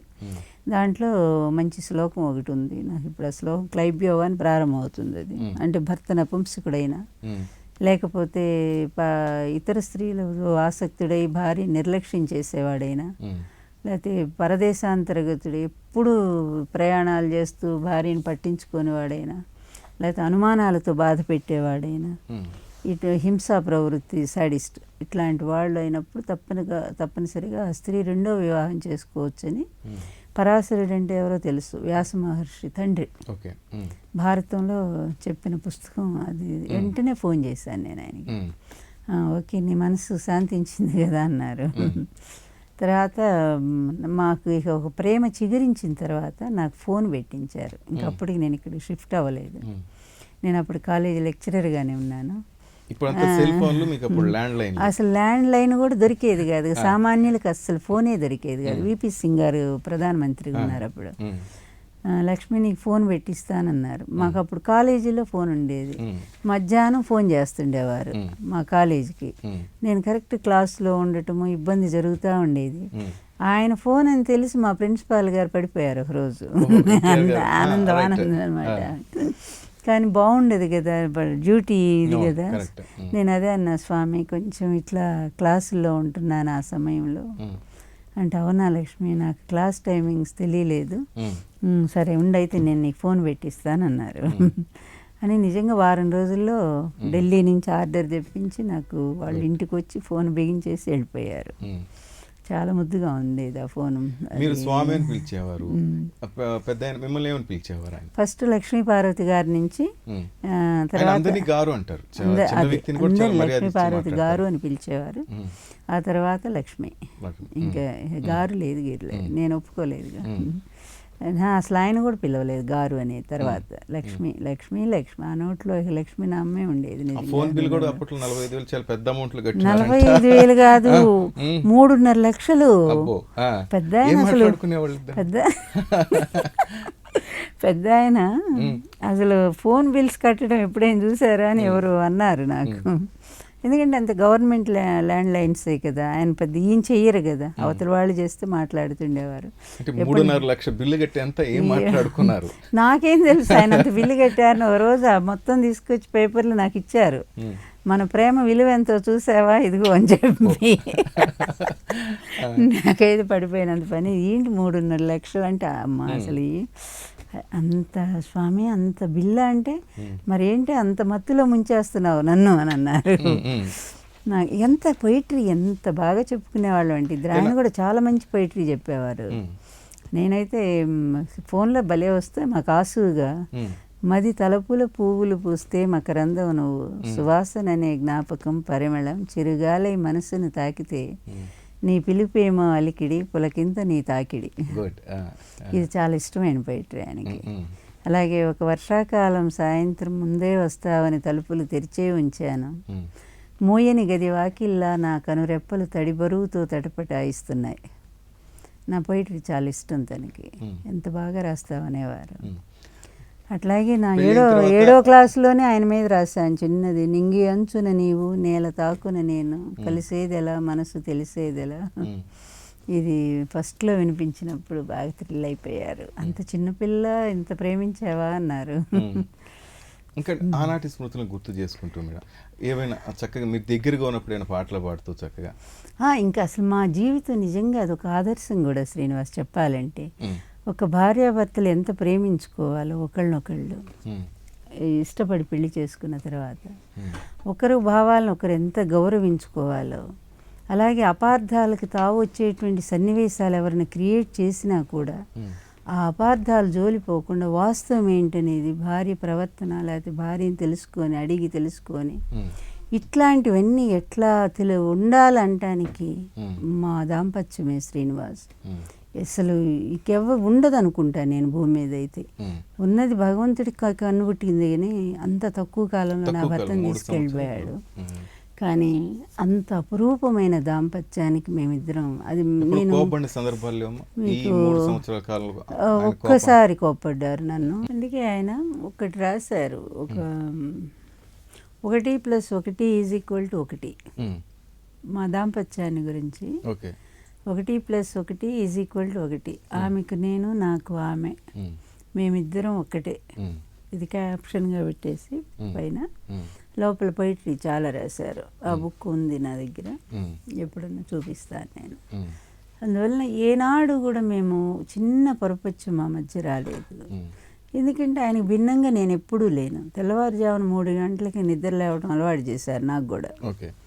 మొదట్లో కష్టమయ్యేది కానీ రాను రాను అలవాటు చేసుకున్నాను నేను. అలాగే ఆయన కోసం కష్టపడి వంట నేర్చుకున్నాను నేను. మొదట్లో కూర ఏదో చేసి పెడితే ఇసిరి కొట్టారు, ఎంత దూరమో పడిపోయింది. ఆయన మంచి భోజన ప్రియులు. అది నాకు చేత కాదు అంతగా, అంటే ఎప్పుడు చదువులోనే ఉన్నాను నేను, అందువల్ల వంట అంత బాగా వచ్చేది కాదు. ఇంకా అందువల్ల వంట అబ్బాయి ఏదో అలిగి వెళ్ళిపోయాడు అప్పుడు. ఇంకా అందుకని వంట రాదా అన్నారు, అదొక్కటి బాధేసి నాకు సరిగ్గా 10 రోజుల్లో నేను బాగా పర్ఫెక్ట్ వంట నేర్చుకున్నాను. నాకు నా జీవితంలో మాంసాన్ని నేను దగ్గరగా కూడా చూశారు, నేను పక్కా వెజిటేరియన్. ఇంకా ఆయన కోసం మాంసాహారం పుస్తకం కూడా తెప్పించి అది కూడా చూసి ఆ వంటలన్నీ నేర్చుకొని ఫస్ట్ టైం చికెన్ చేసి పెట్టాను. బాగానే ఉంది అన్నారు. ఇంకా తర్వాత చాలా బాగుంది అన్నారు. ఇంక చివరి వరకు కూడా వంట వాళ్ళు ఉన్నా కూడా గవర్నమెంట్ వచ్చినప్పుడు నేనే వంట చేసి పెట్టాను ఆయనకి. అట్లా చివరి వరకు నేను నా చేతి భోజనమే చేశారు ఆయన. అదొకటి గౌరవం ఇవ్వటం భార్యకి. వీళ్ళు ఇష్టం వచ్చినట్టుగా మాట్లాడుతుంటా పేపర్లో ఏదో ఒక న్యూస్ నా గురించి రాయిస్తుంది, ఏదో ఒకటి తెల్లవారు లేస్తే భయం వేస్తుండేది మాకు. ఎన్ని అబద్ధాలే, ఒక్కటి మాకు తెలిసేది కాదు. అక్కడికి వస్తే పేపర్లో ఏదో ఉండేది. చూస్తే ఆయన ఎంత తీవ్రంగా ఖండించారంటే, నా భార్య ఏం తప్పు చేసిందని ఎందుకు ఆమె మీద ఇట్లా మీరు చేస్తారు, ఆమె చేసిన పొరపాటు ఏంటి, ఆమె తప్పు చేస్తే భర్తగా నేను ఊరుకుంటాను నేను ఏంటి అని చెప్పి పాపం తీవ్రంగా ఖండించారు. టీడీపీ లీడర్లకు కూడా, అప్పట్లో ఉన్న లీడర్లకు కూడా మీ ప్రేమ వ్యవహారం తెలుసు, ఇట్లా పెళ్లి చేసుకోబోతున్నారని ముందే తెలుసు అనుకుంటా. నాకు అవన్నీ తెలియదు కానీ తెలుసు అనుకుంటాను నేను. కాంగ్రెస్ వాళ్ళు మొట్టమొదటి అనౌన్స్ అది వాళ్ళు కన్నా లక్ష్మీనారాయణ గారు అనుకుంటాను, మొట్టమొదటి డక్కన్ క్రానికల్లో ఏదో ఇచ్చారన్న. అప్పట్లో నేను అసలు పేపర్లో చదివేదాన్ని కాదు, నాకు తెలియదు. ఎవరో అన్నారు పేపర్లో వచ్చిందని, ఎన్టీఆర్ గారితో చెప్తుంటే విన్నాను. రహస్యంగా పెళ్లి చేసుకున్నారు ఒక లెక్చరర్, నర్సరావుపేట కాలేజీ లెక్చరర్ని అని చెప్పి న్యూస్ వచ్చిందని. సరే ఏది ఏమైనా మేము అనుకున్నటువంటి గమ్యం చేరటానికి మేమిద్దరం ఒకే మాట మీద నిలబడ్డాము, ఒకే బాటలో నడిచాము. ఎంతోమంది అవరోధం కల్పించాలని ప్రయత్నం చేశారు, మా ఇద్దరి మధ్య చిచ్చు పెట్టాలని ప్రయత్నం. మీకు ఇప్పుడు కూడా గుర్తుంటుంది, ఈనాడు పేపరు 89 ముందు నుంచే ఎన్టీఆర్ గారికి వ్యతిరేకమయ్యారు రామోజీ గారు. ఎందుకని? వాళ్ళిద్దరి మధ్య ఏవో క్లాషులు వచ్చాయి, చాలా తేడాలు వచ్చాయి, అభిప్రాయ భేదాలు. అది ఎన్టీఆర్ గారి ఇంటర్వ్యూలో కూడా చాలా స్పష్టంగా చెప్పడం జరిగింది. నేను రాశాను ఆ ఇంటర్వ్యూ కూడా, ఎన్టీఆర్ గారి ఇంటర్వ్యూ అంతా కూడా. అందువల్ల 89లో కూడా ఆయన కోఆపరేట్ చేయలేదు అసలు. ఆ తర్వాత కూడా అసలు పలుకోవటం కూడా లేదు ఇద్దరి మధ్య. మళ్ళీ ఇద్దరి మధ్య నేను సయోధ్య చేయడానికి ఎంతో ప్రయత్నం చేశాను. ఇద్దరి మధ్య నేను ఎన్టీఆర్ గారిని తీసుకెళ్ళాను, అక్కడ కొంత అవమానం జరిగింది. అయినా సరే నన్ను తిట్టారు, కోపడ్డారు. ఆ కోపట్టం వేరు, అది ఎందుకంటే అంటే అవమానం అంటే ఆయన టైం ఇచ్చి తలుపు తీలా పెద్ద మరి 5-6 నిమిషాలు 6-10 నిమిషాల పాటు నిలబడాల్సి వచ్చింది తలుపు ముందు. ఇంత పెద్ద ఆయన ఇంటికి వస్తున్నారు కదా, రెడీగా ఎవరో ఒకరిని పెట్టాలి కదా. కానీ తర్వాత ఆయన తీరుబడిగా వచ్చి నేను వాకింగ్ చేస్తున్నానని చెప్తున్నారు అనమాట. సరే నాకే బాధేసింది నిజంగా. కానీ నాకు భయం ఏంటంటే, మేము పెళ్లి చేసుకున్నాము, ఇందులో మరి పార్టీలో ఎంతమందికి ఇష్టం ఉందో లేదో తెలియదు. పైగా ఇది రెండో పెండ్లి అనేది ఎట్లా పోతుందో తెలియదు, ప్రజల్లోకి ఎలా తీసుకుంటారో. అప్పటికే మాకు ఎగనెస్ట్గా ఉన్నదే తక్కువ పత్రికలు ఆ రోజుల్లో, జ్యోతి, ఈనాడు. వీళ్ళేమో అంత బాగా ఉదయం పేపర్ లేనట్టుంది, అప్పటికే క్లోజ్ అయినట్టుంది. వీళ్ళేమో మా గురించి ఏమంత పెద్ద గొప్పగా ఏమి రాయట్లేదు, కుటుంబానికి ఇష్టం లేదు, ఏదేదో రాస్తున్నారు వాళ్ళు. ఇట్లాంటి పరిస్థితుల్లో ఎట్లా ఈయన గెలవాలి, ముఖ్యమంత్రి అవ్వాలి, పెళ్లి చేసుకున్నాక మంచి జరగాలి, కానీ ఏదో చెడు జరిగిందనేటువంటి నింద ఎవరు భరించలేరు కదా అని చాలా బాధపడేదాన్ని నేను. అందుకనే దాంట్లో భాగంగానే వీళ్ళిద్దరిని కలపాలి అని చెప్పి అన్నా అని పిలిచేదాన్ని. ఆయన రోజు గంటసేపు మాట్లాడేవారు నాతో ఫోన్లో, రామోజీ గారు. అన్నా మీ ఇద్దరు ఒకటి కావాలన్నా, మీ ఇద్దరు వాళ్ళే కదా తెలుగుదేశం పార్టీ, ఆ రోజు మీ పేపరు ఆయన కృషి వచ్చింది, మళ్ళీ ఏం జరిగినాయి నాకు తెలియదు మీ ఇద్దరి మధ్య, మళ్ళీ మీరు ఇద్దరు ఒకటి కావాలంటే లేదులేమ్మా నా దృక్పథం వేరు, నా ఆలోచన వేరు అని ఆయన ఏదో చెప్తుండేవారు. నాతో మాత్రం బాగా మాట్లాడేవారు పాపం, అదే ఒప్పుకోవాలి. అయినా సరే ఇంటికి తీసుకెళ్ళి కలపడానికి ప్రయత్నం చేసి, కానీ ఆయన ఒక్కటే అన్నారు, నేను వచ్చేటప్పుడు ఈ ఎలక్షన్స్ ముందు మీరు ఎంత అనుకున్నా కూడా పార్టీ ఏం పెద్ద గెలిచే ఊపు కనపట్టలేదు, కొంత ఎఫెక్ట్ అయినట్టుంది మీ వివాహం అనేది రామోజీ గారు అన్న మాటలు నాకు. ఏదన్నా బయటపడితే 1-2 సీట్లతో బయటపడవచ్చు కాంగ్రెస్ నుంచి, లేదా కాంగ్రెస్సే ఫామ్ చేయొచ్చు. బయటపడ్డా కూడా మీ గవర్నమెంట్ ఏమి నిలబడదు, చావదన ఇట్లాగన్నారు ఆయన. దానికి ఈయనైతే కోపం వచ్చి నువ్వురా చెయ్యి పట్టుకున్నాను బరబరా లాక్కొని వచ్చి కారులో కూర్చున్నారు. ఇంకా కానీ ఈ కుట్ర అనేది మొదటి నుంచి ఎంత ప్లాన్గా జరుగుతుందో ఆలోచించాలి. నా మాటల కంటే ఎన్టీఆర్ మీరు క్యాసెట్ పెడితే తెలుస్తుంది. అట్లా నేను ఆయన జీవితంలోకి వచ్చాక గెలవదు, ఈ పార్టీయే గెలవదని ఒక ప్రచారం సాగింది, గెలవదని ప్రచారం సాగింది. అదేవిధంగా బై ఎలక్షన్ వచ్చింది ఈలోపు, ఇక్కడ కర్నూలు బై ఎలక్షన్. సుబ్బారెడ్డి గారిని పెట్టారు మా పార్టీ తరఫున. పెట్టినప్పుడు కోట్ల విజయభాస్కర్ రెడ్డి కొడుకు అటువైపు నిలబడ్డారు. ఆయన ఏదో ఉంది సూర్యప్రకాష్ రెడ్డి పెట్టారు. అయితే గెలిచే అవకాశం ఉంది. ఎన్టీఆర్ గారు ఏం చేశారంటే చంద్రబాబు నాయుడు ఏమో రేణుకా చౌదరి ఇద్దరు, వాళ్ళిద్దరు మీరు రావక్కర్లేదు మేమే చూస్తామని చెప్పి వెళ్ళి మొత్తం అక్కడనే ఉన్నారు వాళ్ళు. అయినా మధ్యలో ఎన్టీఆర్ గారు రావాలని చెప్పి జనం అడిగితే మేమిద్దరం వెళ్ళాము. వెళితే అక్కడ వాళ్ళ బిహేవియర్ వెరీ బ్యాడ్ అనమాట. అసలు ఎన్టీఆర్ గారు అంటే ఎవరో లెక్కలేనట్టుగా మొత్తము ఏంటో చంబల్కి రాణిలాగా ఆమెను పొగుడుతూ అబ్బో ఆ రాణి ఈ రాణి అని ఆమెని హైలైట్ చేసి వెహికల్స్ పెట్టి ఆమెకు మాముందే ఇంత అట్లా చేశాడు ఇతను అవమానం చేయాలని చెప్పి చంద్రబాబు నాయుడు. ఎంత బాధపడ్డారు ఎన్టీఆర్ గారు. నాకు ఇంకా అవి అంత అర్థం కావట్లేదు కనుక కొత్త నాకు రాజకీయం అస్సలు ఓనమాలు కూడా తెలియదు దాన్ని, నేను వ్యక్తులు తెలియదు శక్తులు, కానీ నాకు కూడా గ్రూప్ అంట కట్టేశారు వీళ్ళు. అంటే ఎట్లాంటి ఒరిజినల్ చరిత్రను వీళ్ళు ఎలా మార్పు చేసుకుంటూ వచ్చారు. ఎంత చంద్రబాబు నాయుడు దాని వెనక ఉన్నది బిగ్ బాస్, అందరికీ తెలుసు ఇదంతా కూడా. రామోజీ గారు నేను ఎప్పుడు భయపడలే చెప్పడానికి. అట్లాంటి పరిస్థితుల్లో గెలిచే సీటును ఓడించారు. ఎందుకంటే నాకు చెడ్డ పేరు రావాలి. చూసారా పెళ్లి చేసుకున్నందుకు పార్టీ ఓడిపోతుంది, ఓటమి చూడాల్సి వచ్చింది, రేపు కూడా ఇదే పరిస్థితి మన పార్టీకి అని మా మీద ఒక నెగిటివ్ ఫీలింగ్ స్టార్ట్ చేశాడు. తర్వాత ఇతను వేరే పార్టీ పెట్టుకోవడానికి కూడా ప్రయత్నం చేశారు. అప్పట్లో దాసనారాయణరావు గారిను చిరంజీవిని ఎవరినో కలిశారనేది కూడా పేపర్లో వచ్చాయి అప్పట్లో. ఇన్ని ప్రయత్నాలు చేశారు. ఈ టీడీపీ గెలవదనేటువంటి పరిస్థితుల్లో ఇంతలో నా భర్తకు పెరాలిటిక్ స్ట్రోక్ రావటము, ఇన్ని పరిస్థితుల మధ్య నేను ఎంత నిలబడాలంటే నాకు ఎంత ధైర్యం కావాలి శ్రీనివాస్ గారు ఆలోచించండి. నా భర్తే నా ధైర్యం. ఆయన ఆ టైంలో పెరాలిటిక్ స్ట్రోక్ వచ్చినప్పుడు ఒకటే మాట అన్నారు, లక్ష్మి నువ్వు వెళ్ళిపో, ఇక్కడ నువ్వు ఇమడలేవు వీళ్ళందరి మధ్య, ఒక మంచి దానివి నువ్వు, నీకు ఈ కపటాలు ఈ రాజకీయాలు కుట్రలు ఇవన్నీ నీకు తెలియదు అసలు. ఇప్పుడు నేను బాగుంటే నిన్ను కూడా నేను కాపాడుకోగలను, కానీ నాకే బాగలేదు, నా పరిస్థితి ఏమవుతుందో నాకు తెలియదు. ఇట్లాంటి పరిస్థితుల్లో నీ జీవితం ఏమవుతుందని బాధపడుతున్నాను నేను. నాకు నువ్వంటే ప్రాణం అమ్మా లక్ష్మి, నన్ను నమ్ము. ఎంత సెన్సిటివ్ అది, దాన్ని ఏమంటారంటే ఆ క్షణాలని అవి ఒక భావోద్వేగ క్షణాలు అంటారు, సెంటిమెంట్స్. అటువంటి క్షణాల్లో నేను ఒక్కటి ఆయన కాళ్ళ మీద పడి ఏడ్చాను. నేను స్వామి బాగుంటే భర్తను లేకపోతే కాదా, ఈ పరిస్థితులు మిమ్మల్ని వదిలిపెట్టి నేను తప్ప ఇంకెవరు చూస్తారు మిమ్మల్ని, ఇట్లా మిమ్మల్ని వదిలి నేను ఎట్లా పోగలను, నువ్వు లేకపోతే నేను అసలు బతుకుతాను నమ్మకం కూడా లేదు లక్ష్మి. మళ్ళీ ఇది కూడా అన్నారు ఆయన, వద్దు స్వామి చావో బ్రతుకు మన ఇద్దరం కలిసి చేద్దాము, నన్ను మాత్రం పంపించకండి. నేను ఏడ్చాను. ఇంకా అక్కడి నుంచి పరిస్థితులను కొంచెం ధైర్యంగా ఎదిరించడం నేర్చుకున్నాను. హాస్పిటల్కి వెళ్ళాము, బ్రెయిన్లో క్లాట్ అయిందని చెప్పారు. అంతకుముందు కూడా ఆయనకి హార్ట్ స్ట్రోక్ వచ్చిందట కదా 89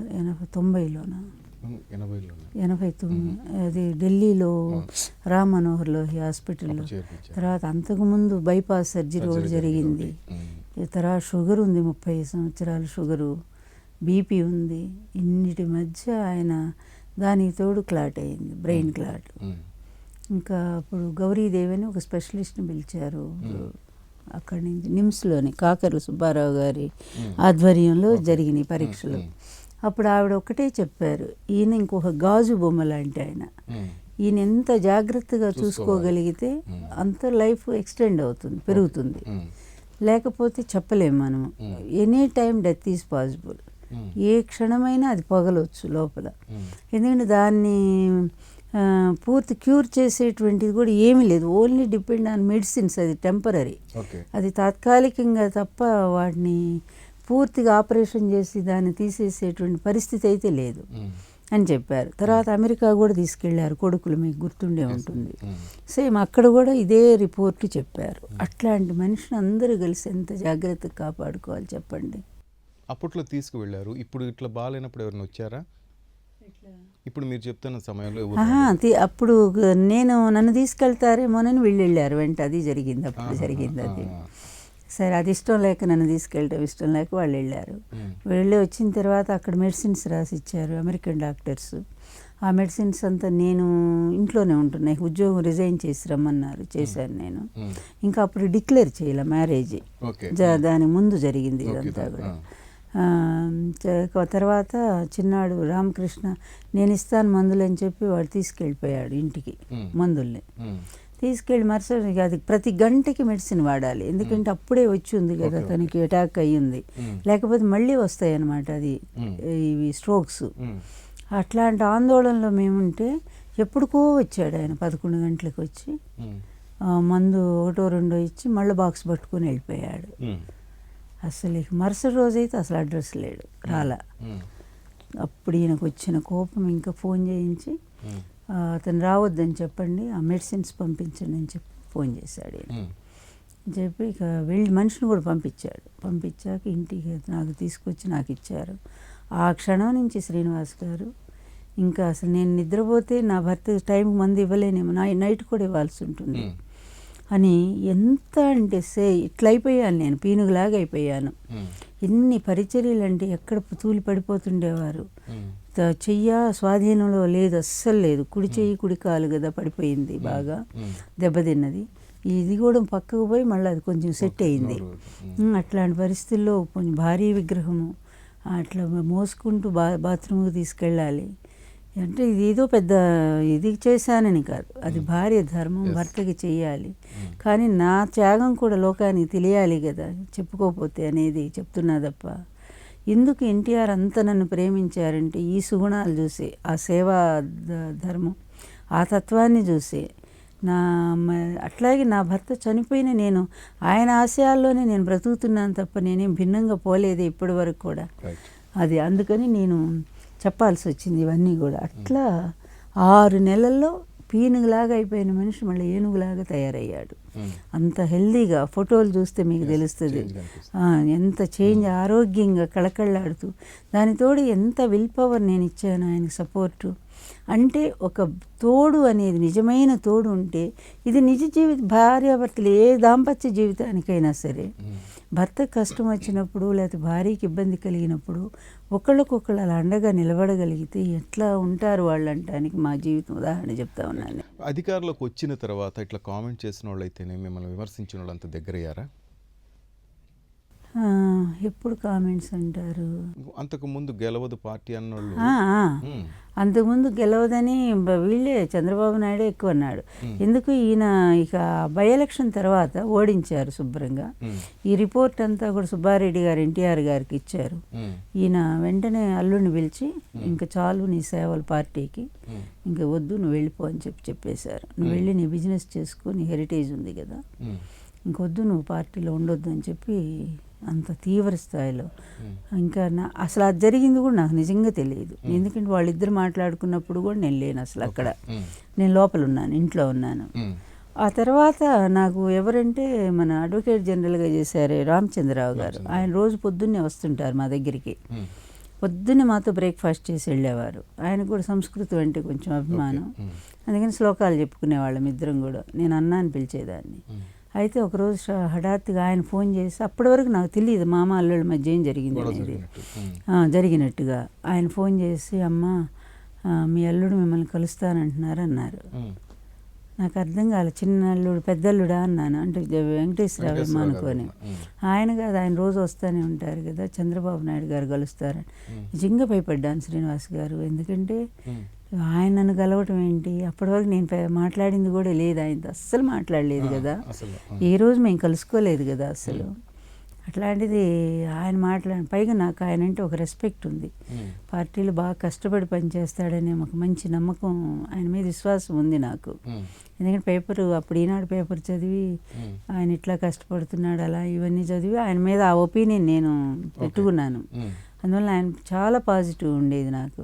కానీ మా పెళ్ళిని ఎప్పుడైతే ఆయన ఎగ్నెస్ట్ చేస్తూ వచ్చారో అది కూడా నేనేం తప్పుగా అనుకోలేదు. ఎందుకంటే ఈ కుటుంబానికి ఏదో కుటుంబం ఉంటుంది కదా, సహజంగా పెద్ద కుటుంబం ఇది, మళ్ళీ ఏమొస్తాయో ఇబ్బందులు అనే దృష్టితో వీళ్ళు అట్లా ఉన్నారులే, ఎప్పుడు వీళ్ళు నేను కలిసిపోతామని ఇదే ఇట్లాగా అనుకునేదాన్ని తప్ప నెగిటివ్గా ఎప్పుడు అనుకోలేదు నేను.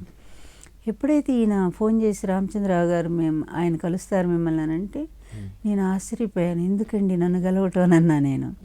ఎందుకన్నా నన్ను గెలవటం అంటే, లేదులేమ్మా ఒకసారి కలువు, కుటుంబం దగ్గర కావాలని నువ్వు అనుకుంటున్నావు కదా, ఈ విధంగా నీకు మంచి అవకాశం వచ్చింది, అదే అడుగు, నువ్వు మనందరం కలిసి ఉందామని అని అడుగు, అంతే కదా అని అన్నారు. కరెక్టే, కానీ ఇది ఏ కారణం చేత అంటే అప్పుడు చెప్పారు ఆయన. అదే పెద్ద ఆయన కొంచెం సీరియస్ అయ్యారట. ఆయన ఇంక పార్టీలో వద్దన్నారటమ్మా, నువ్వే సరి చేయాలి ఇది, మరి ఇంకెవరి వల్ల కాదు, ఇంకెవరు చెప్పినా వినరు ఆయన అని అంటే నాకు అప్పుడు అర్థమైందని. అంత జరిగిందా ఇద్దరి మధ్య అని అనుకున్నాను తప్ప నాకు ఈయన చెప్పలేదు నాకు ఇది జరిగిందని.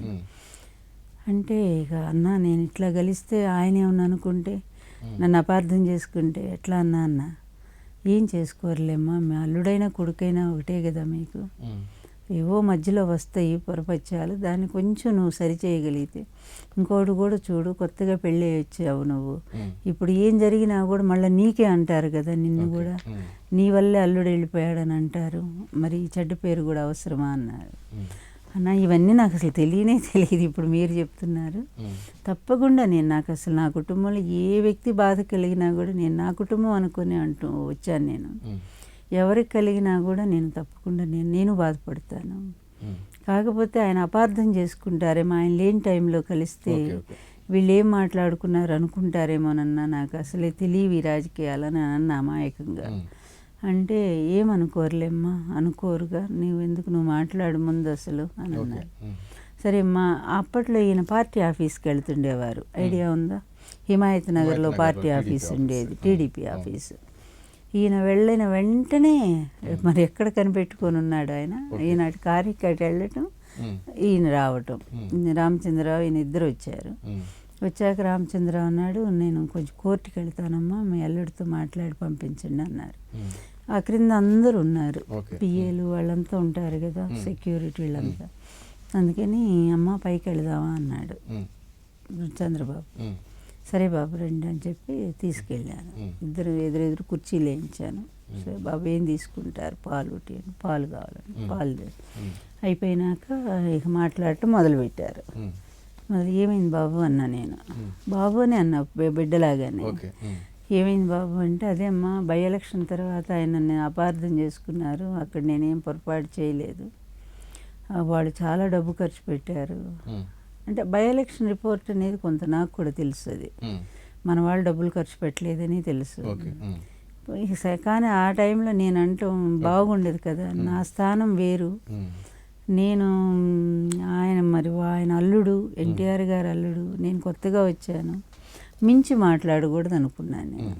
అందుకని అవునా బాబు, అది నాకేం చెప్పలేదు, ఆయన కూడా ఏం చెప్పలేదు అని అన్నా.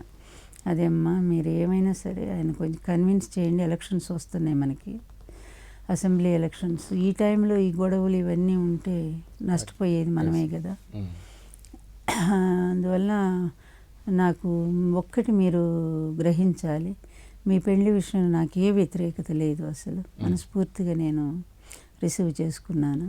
కాకపోతే కుటుంబ సభ్యులు నన్ను ఇట్లా అదే ఈ విధంగా దాన్ని ఏమంటారు, వాళ్ళు ఒత్తిడి పెట్టారు నన్ను, దానివల్ల నేను మాట్లాడాల్సి వచ్చింది. ఆ రోజు కూడా అక్కడ అదే లైట్లు కట్ చేశారు కదా, అంతే తప్ప నాకైతే నా వరకు పర్సనల్గా నాకు ఏ విధమైన వ్యతిరేకత లేదు మీ వివాహం పట్ల, మీరు మా అత్తగారేను అని చెప్పి అన్నాడు.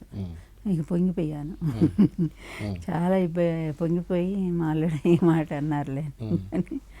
లేదు నాయన, నాకు కూడా చాలా ఇష్టం, నేను ఒక్కదాన్ని మా కుటుంబంలో ఒక అమ్మాయినే పుట్టాను, పెద్ద కుటుంబం అంటే నాకు చాలా ఇష్టం, అందువల్ల మీరు మనం అందరం కూడా కలిసిపోవాలని నేను కోరుకుంటున్నాను. నేనేం చేయాలో చెప్పండి అన్నా నేను. కానీ నాకు ఒక్కటి మీరు చెయ్యాలి సహాయం అంటే. ఏంటమ్మా అన్నారు. ఏం లేదు, నా పిల్లలందరినీ నాతో కలపాలి మీరు. ఎన్టీఆర్ కుటుంబ సభ్యులందరినీ నాతో కల్పించాలి. మనందరం ఒక్కటిగా ఉంటాం. ఎందుకంటే అది ఆయనకు ఆనందం. ఈ వయసులో ఆయన చాలా సంతోషపడిపోతారు.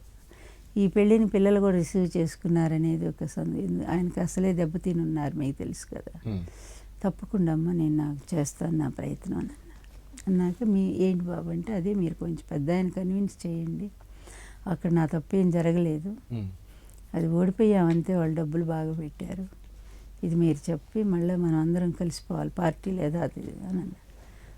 తప్పకుండా చెప్తాను బాబు, నేను చేస్తాను, చేసి నేను ఫోన్ చేయిస్తాను మీకు. కానీ నాకు ఒక్కటి మాట ఇవ్వాలి మీరు అని.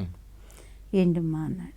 ఏం లేదు, మీ మీద ఏదో వస్తూ ఉన్నాయి మాటలు వింటూ ఉన్నాం బాబు, మీరు ఆయనకి ఎగనిస్ట్గా చేస్తున్నారని బయట అందరూ అంటూ ఉన్నారు.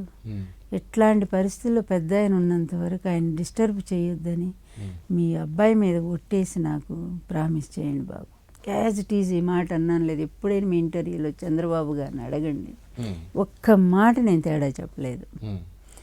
నాకు ప్రామిస్ చేయి బాబు, అది ఒక్కటి చేయండి. తర్వాత ఆయన లేని తదనంతరం ఎవరెవరు అధికారాలు పోతాయో అది ఎవరని చెప్పలేము, ఎవరెవరి పోతుంది. కానీ ఆయన ఉన్నంత వరకు మాత్రం ఆ గౌరవంగా ఆయన ఆనందంగా ఉంచుదాం మనము. ఆయనకి ఎప్పుడు మీరు వెన్నుపోటు అది డిస్టర్బ్ చేయొద్దు ఆయన అధికారాన్ని పదమని ప్రామిస్ చేయండి.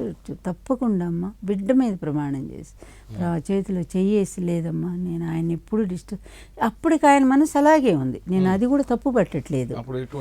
అప్పటికి ఎటువంటి ఆలోచన అతనిలో లేదు, ఆయన దించాలని కానీ ఏమీ లేదు, అదేమి లేదు అని చేశారు, ప్రామిస్ చేశారు. నేను కూడా సంతోషపడిపోయాను. తప్పకుండా బాబు నేను ఆయన పెద్ద ఆయన కన్విన్స్ చేస్తాను అన్నాను. ఈయన అట్లా వెళ్ళాడు. వెంటనే మా ఆయన కారు వచ్చింది. ఇక చూడు భయం నాకు శ్రీనివాస్, ఎంత వణికిపోయానంటే ఈయన అసలు వెళ్ళిపోయాడో లేదో, ఈయన ఇంట్లో నుంచి వెళ్ళటం చూసారేమో. ఇప్పుడు ఈ సందర్భం ఈ పరిస్థితి నేను ఏ విధంగా కన్విన్స్ చేసి చెప్పాలి, నేను ఆయన ఏ విధంగా ముందు నన్ను ఎట్లా అపార్థం చేసుకుంటారో. ఓ పక్కేమో పెళ్ళిని వ్యతిరేకించిన మనిషి, నేను వ్యతిరేకించిన మనిషి, ఈవిడ మాట్లాడటం ఏంటి, ఇంత స్వతంత్రత ఆవిడ ఎందుకు తీసుకుంది నా వెనక, అసలు అప్పుడే ఈవిడ పెత్తనం మొదలైపోయిందా, ఇట్లాంటివి ఏమన్నా అనుకుంటారా అని భయంతో గడగడలాడిపోయాను. శ్రీనివాస్ ఏం మాట్లాడలేదు, కాముగా వచ్చారు, గంభీరంగా ఉన్నారు, అన్నం పెట్టి ఉన్నారు, చేతులు ఇట్లా వణుకుతూ ఉన్నాయన్నమాట. గోవా పళ్ళెం గడికి వెండి పళ్ళెం అయింది. ఇలా తుడిచి, నా పవిడితో తుడుస్తారు రోజు, అలాగే తుడిచి మంచినీళ్ళు పెట్టి భోజనం వడ్డించాను. సైలెంట్గా రోజు ఏదో ఒకటి మాట్లాడుతుండేవారు, అది ఇది ఏదో ఒకటి మాట్లాడేవారు. అయినాక నన్ను కూడా తినమనేవారు, నేను తిన్నదాకా కూర్చునేవారు పాపం. అట్లా కాకుండా ఆ రోజు తిన్నారు, గోవా పైకి వెళ్ళిపోయారు. ఏం ఒక్క మాట కూడా మాట్లాడలా. నాకు అర్థమైపోయింది, ఈయనకి తెలిసిపోయింది, వచ్చినట్టు తెలిసింది. ఎవరో ఒకళ్ళు చెప్తారు కదా క్రింద, నా పిచ్చి కాకపోతే ఎవరు చెప్పకుండా ఎందుకు ఉంటారు. క్రింద అంత సెక్యూరిటీ, ఫుల్ పోలీస్ ఉన్నారా, పిఏ ఉన్నారా, పిఎస్ ఉన్నారా, ఎవరిది ఆ కారు అంటే వాళ్ళే చంద్రబాబు నాయుడు గారికి, లేదా ఆ కారు ఆయన గుర్తుపెట్టుంటారు కదా. అది ఇక నాకు అర్థమైపోయింది, ఈయనకి తెలిసిపోయింది ఆయన వచ్చి వెళ్ళారని. ఇప్పుడు అసలు ఏదో అన్నట్టు ముందు ఆయన కన్విన్స్ చేయటం పక్కన పెడితే, అసలు ఎందుకు ఇలా వచ్చారనే దాన్ని ముందు ఆయన నేను సమాధానం చెప్పుకోవాలి కదా. దేవుడా ఏంటి ఇట్లా ఇరికించావు దేవుడా అనుకొని ఎన్ని దండాలు పెట్టుకున్నాను. అన్నం తినలేదు నేను, అసలు ఇంక అన్నం ఎక్కడ ఎక్కుతుంది. ఇంక వెంటనే పైకి వెళ్ళాను. పైకి వెళ్ళి ఏసీ ఆన్ చేసి ఆయన పడుకుంటే తలుపు దగ్గరగా వేసి కాళ్ళు నొక్కుతా కూర్చున్నాను. అట్లా పడుకున్నారు కళ్ళు మూసుకొని. కాసేపటి తర్వాత నేనేం మాట్లాడలే, కాళ్ళు ఒత్తుతా అట్లాగే కూర్చున్నాను. కళ్ళు తెరిచి చూశారు, నేను తలకాయ ఉంచుకొని ఉన్నాను. నేను అన్నాక అన్నం తిన్నావా అన్నారు. తినలేదండి అన్నా నేను. ముందు తినరా అన్నారు. అంటే వద్దండి ఆకలిగా లేదు నాకు అంటే, ఎందుకు లేదు అని అన్నారు. అంటే ఏదో ధైర్యం చేయాలి కదా, ఎందుకు లేదు. ఇప్పుడు చూడ ఆ సన్నివేశం నాకు ఎట్లా గుర్తుండిపోయినాయి అంటే, ఎందుకని ఆకలి లేదని అన్నారు. లేదండి మరి చంద్రబాబు గారు వచ్చారండి అని అన్నా. చెప్పాలి అంటే ఎందుకు వచ్చారట అన్నారు. ఎందుకట అన్నారు. స్వామి మీరు కొంచెం సావధానంగా వినాలి నేను చెప్పేది. దయచేసి ఇందులో నా తప్పేమి లేదు, నన్ను అపార్థం చేసుకోవద్దండి, నన్ను మాత్రం అపార్థం చేసుకోవద్దండి అని అంటే పిచ్చిదాన్ని, నిన్నెందుకు అపార్థం చేసుకుంటాను, నువ్వు నాకు తోడు నీడ అన్నీ నువ్వే కదా, నా మనసుకు తెలియకుండా నువ్వు చిన్న పని కూడా చేస్తావు నేను ఎప్పుడు అనుకోను, నీ మీద నాకు ఆ నమ్మకం ఉంది లక్ష్మి. అమ్మయ్య ఒకటి బయటపడిపోయాను ముందు, కొంత రిలాక్స్, నాకు ధైర్యం వచ్చింది. ఎందుకు వచ్చారు అని అన్నాడు. అప్పుడు మామూలు మూడ్లోకి వచ్చారు. అదే స్వామి ఇట్లా అన్న ఫోన్ చేశారు, రామచంద్రరావు అన్న, మొన్న ఏదో మీరు గొడవ అయిందట కదా, మీరు ఇక రావద్దన్నారట కదా, అందుకని నాతో మాట్లాడటానికి. ఓ అదే రాయబారమా, ఈ రాయబారం కోసం వచ్చాడా, అందితే జుట్టు అందకపోతే కాళ్ళు, ఎప్పటి నుంచి చూస్తున్నాను ఇది అని అన్నారు ఆయన. అన్నాక తర్వాత అన్నాక ఇంకేమన్నాడంటే చెప్పాను మొత్తం, స్వామి ఇదంతా జరిగింది సంభాషణ, ఇట్లా స్వామి నేను ప్రామిస్ కూడా చేయించుకున్నాను, మీకు ఎప్పుడు ఆయన ఏం అన్యాయం చేయనని ప్రామిస్ చేశాడు. అంతే, ఎంత అమాయకత్వం చూస్తే తెగ నవ్వేశారు ఆయన.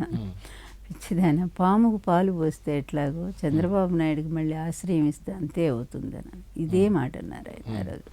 అసలు అంత వివాదం ఏంటి, అంత బ్యాడ్ థింకింగ్ ఎందుకు పెద్ద ఆయనకి చంద్రబాబు మీద? ఆయన అట్లా చేశాడు. ఆయన మా పెళ్లి దగ్గర నుంచి ముందు పెళ్లినే వివాదంగా చేయటానికి ప్రయత్నం చేశాడు.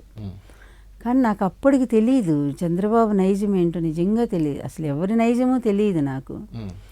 ఆ తర్వాత కూడా అతను చేసిన కుట్రలు, ఒక్క రేణుకా చౌదరిని అడ్డం పెట్టి నా బుక్ చదువుదురుగొని మీరు, ఈవెన్ ఎందుకంటే అంత లోతు టైం కూడా చాలదు కనుక, భయంకరమైన కుట్రలు, అసలు మామూలు ఒకటి కాదు రెండు కాదు అతను చేసిన దుర్మార్గాలు. సరే అయిపోయిన తర్వాత ఇదే చెప్పా, స్వామి కొత్తగా పెళ్ళయింది, మీరు ముఖ్యమంత్రి అవ్వాలని నేను చాలా ఆశతో ఎదురు చూస్తూ ఉన్నాను, అంటే ఏదో నా కోసమని కాదు, పెళ్ళైనాక ఈయన ఓడిపోయారని చెడ్డ పేరు రాకూడదు కదా, అది అందుకోసం నేను భయపడతా ఉన్నాను నేను. అందుకని స్వామి ఇప్పుడు ఈ గొడవలన్నీ వద్దు కదా, మన కుటుంబమే కదా, ఇన్నేళ్ళు ఆ అబ్బాయి కూడా కష్టపడి పనిచేశాడు కదా, అబ్బాయి అనేదాన్ని నేను అప్పట్లో, ఆ అబ్బాయి కూడా కష్టపడి పనిచేశాడు కదా, పార్టీని ఒక దారికి తీసుకొచ్చారు అందరూ కలిసి, మరి అట్లాంటి పరిస్థితులు వీళ్ళ పార్టీని తీసుకొచ్చింది, నేను లేకపోతే ఈ పార్టీ అసలు ఎటుపోయేదో నాకు తెలుసు, వీళ్ళ అవినీతికి వీళ్ళ అన్యాయాలకి. కానీ ఒక ఎన్టీఆర్ని చూసి జనం ఇప్పటికి కూడా పాపం అమాయకంగా ఓట్లు వేస్తూ ఉన్నారు, నా వెనక ఎన్ని కుట్రలు జరిగి నీకేం తెలుసు అని అన్నారు. ఏమో స్వామి అవన్నీ నాకు తెలియదు, కానీ ఇప్పుడు మాత్రం నన్ను కలిశాడు కదా, నాకు కొంచెం ఇంపార్టెన్స్ ఇచ్చినప్పుడు మీరు కూడా కొద్దిగా నా మీరు కూడా కొంచెం విలువ ఇవ్వండి నా మాటకి అని. ఇట్లా ఎంత నవ్వుతారంటే నా మాటలకి, అమాయకత్వం చూసే నవ్వు ఆయనకి. అన్నాక చాలాసేపు రియలైజ్ అవ్వలేదు, లేదు లేదు లక్ష్మి, అప్పుడు చెప్పారు చాలా అన్యాయం చేశాడు ఇతను, ఏదో నిన్ను సైడ్ చేయటానికి ఇప్పుడే అతను ఏదో అతిగా ముందు ఊహించేస్తా ఉన్నాడు, నువ్వేదో నా వారసురాలిలాగా అనుకుంటా ఉన్నాడు అతను. నేను ఎక్కడ ఆ మాటే రాలే, మొన్న మన పెళ్ళి అయింది, మరి దానికి తోడు ఆవిడని తీసుకొచ్చి ఓవర్ యాక్షన్ చాలా చేశారు. ఇంకా అక్కడేదో ఒకటి జరిగింది సంఘటన, దానివల్ల కూడా మాకు మైనస్ అయింది తెలుగుదేశం పార్టీకి, ఏదో గొడవ జరిగింది అప్పుడు. కనుక ఇన్ని జరుగుతూ ఇట్లా చేస్తూ ఉంటే, క్రమశిక్షణ రహితంగా ఇతను ప్రవర్తిస్తూ ఉంటే ఎట్లా సపోర్ట్ చేయాలి చెప్పు. ఇతని వల్లే నా పార్టీ ఓడిపోయింది లక్ష్మి 89లో. ఇతని అవినీతి మీద ఈనాడు ఎన్ని కథలు రాసిందో కూడా నువ్వు చదువు ఎప్పుడైతే తీరిగ్గా ఉంటే. అందువల్ల నేను ఒక్కటే అనుకుంటున్నాను లక్ష్మి, ఇద్దరు వల్ల నేను నష్టపోయాను. ఎన్టీఆర్ అనేవాడిని పక్కన పెట్టేసి ఇద్దరు 2 గ్రూపులు చేసేసుకున్నారు పార్టీని. అసలు నేనేంటో నాకే అర్థం కాకుండా అయిపోయింది పార్టీలో పరిస్థితి. అందుకని నేను ఒక్కటే, నాకు దేవుడు ఈ విధంగా అనారోగ్యం కల్పించడం కూడా బాధాకరం, కానీ నీ రూపంలో నాకు మళ్ళీ ఒక తోడునిచ్చాడే, థ్యాంక్ గాడ్, దేవుడికి నేను నిజంగా కృతజ్ఞుణ్ణి. ఎందుకంటే నన్ను అర్థం చేసుకునే తోడు నాకు దొరికింది, నీ పుణ్యమాని నేను కొంచెం ఆరోగ్యం పుంజుకున్నాను నేను ఈరోజు. అందుకని నాకు ధైర్యం వచ్చింది, రేపు ఎలక్షన్లో కూడా నేను ఒంటరిగా ఫేస్ చేయగలను, ఎవరు ఉన్నా లేకపోయినా కూడా నువ్వు ఉంటే చాలు నాకు పక్కన, నీ సహాయంతో నువ్వు ఇచ్చే సపోర్టుతో నేను మొత్తం ఎలక్షన్స్ క్యాంపెయిన్ నేను చేసుకోగలను లక్ష్మి, తప్పకుండా నేను గెలుస్తాను. ప్రజల పట్ల నాకు, నా పట్ల ప్రజలకు ఉన్న నా నమ్మకం ఏంటో నాకు తెలుసు. అది బాలయ్య గారు ఎన్టీఆర్ జీవిత చరిత్ర సినిమా తీయబోతున్నారు, మొత్తం మీద దాంట్లో మిమ్మల్ని విలన్గా కూడా చూపించే అవకాశం కనిపిస్తుందా? లేదు, అంత ధైర్యం వాళ్ళకి ఎక్కడుందండి. ఎందుకంటే సత్యం ఎప్పుడూ కూడా ఒకటే మాట ఒకటే నోరు ఉంటుందండి, దానికి అబద్ధమే అన్ని మార్గాలు ఉంటాయి. అందువల్ల సత్యానికి కట్టుబడ్డ మనిషిని నేను. అందుకనే కదా అప్పుడు గొడవ కూడా అయింది కదా. అట్లా తీస్తే మాత్రం నేను ఊరుకోను, కోర్టుకి వెళ్తాను. ఏది డబ్బులే బాబు నా దగ్గర ఏదో అన్నట్టు అన్నీ విని ఇంకా డబ్బు ఉంటే నా పార్టీ నేను ఇట్లా పోగొట్టుకుంటానా చెప్పండి. 14% ఓటింగ్ వచ్చింది. కేవలం 40 రోజుల్లోనే జనము అభిమానంతో, నా గుర్తు లేకపోయినా, సైకిల్ గుర్తు లేకపోయినా కొత్త గుర్తుతో జనంలో ఎవరు కోఆపరేట్ కూడా చేయలే. ఉన్నటువంటి కొద్ది మందితో మేము జనంలోకి వెళితే 14% ఓటింగ్ వచ్చింది పార్లమెంట్. అందులో అదే అసెంబ్లీ అయితే ఇంత నష్టం జరిగి ఉండేది కాదు. అయినప్పటికీ ధైర్యం, ఇన్ని సంవత్సరాలు ఒక మహిళ డబ్బు లేకుండా పార్టీని నిలబెట్టుకుంటా వచ్చానా లేదా? నేను ఎమ్మెల్యే గెలిచాను అదే పార్టీ నుంచి. నా దురదృష్టం డబ్బు లేకపోతే నిస్సహాయ స్థితి.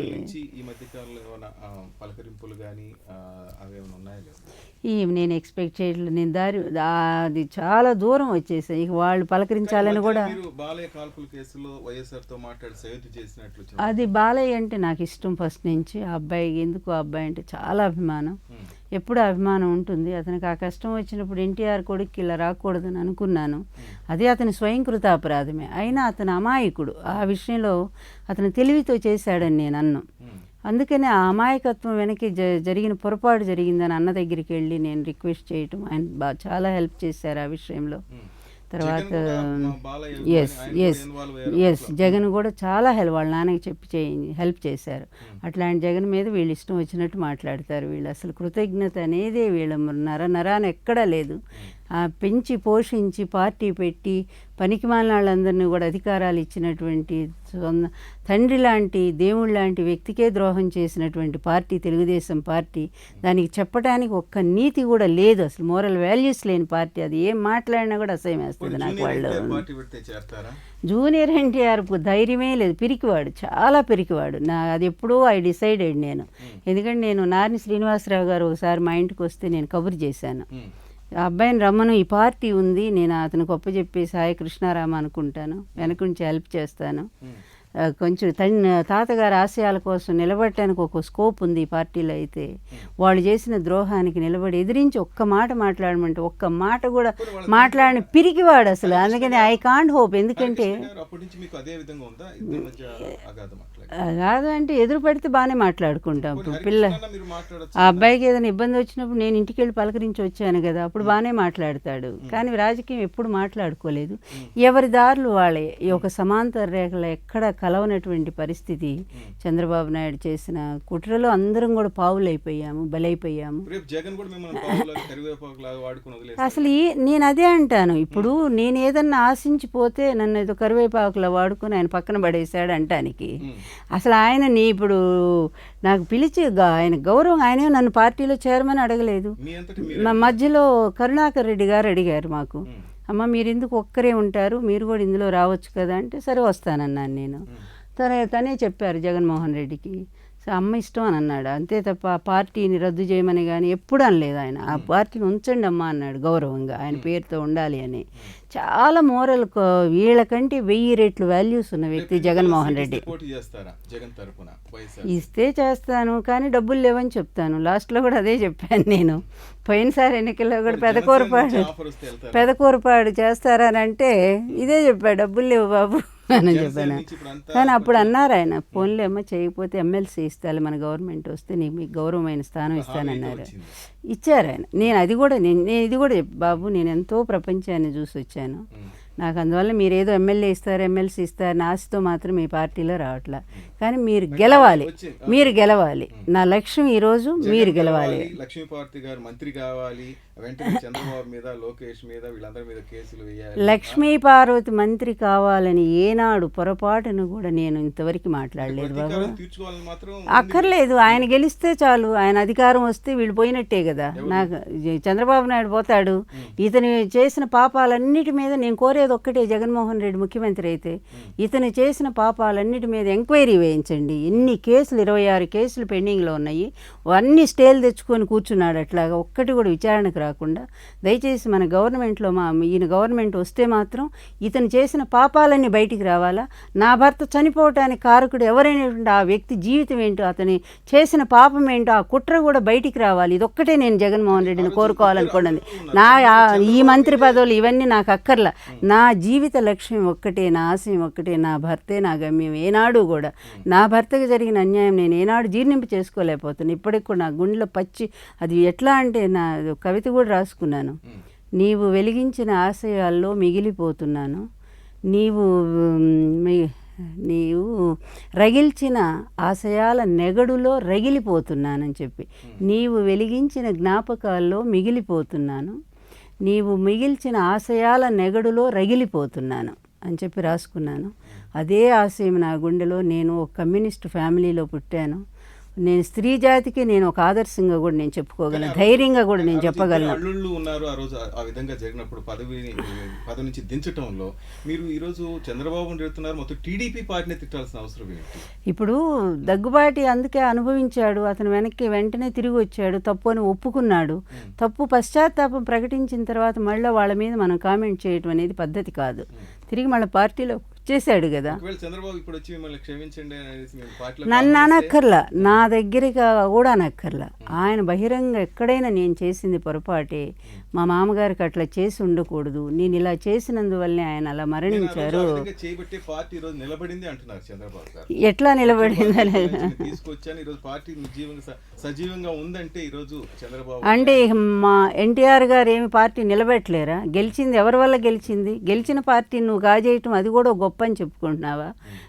వాజ్పేయి గారు ఎప్పటికప్పుడు అవకాశవాదం, వాజ్పేయి గారు ఆ సింపతితో ఆ రోజు ఒక్క ఓటుతో ఓడిపోవటం వల్ల ఆ సానుభూతిని ఉపయోగించుకుని ఆయనతో పొత్తు పెట్టుకొని గెలిపించుకోవడం అదో గొప్ప అనుకుంటున్నావా? ఈరోజు మోడీ వేవ్ను గమనించి మోడీతో పొత్తు పెట్టుకొని గెలిపించుకోవడం అది కూడా కేవలం 4 లక్షల ఓట్లే తేడా ప్రతిపక్షానికి నీకు. ఇదంతా పెద్ద నీ గొప్పే అనుకుంటున్నావా?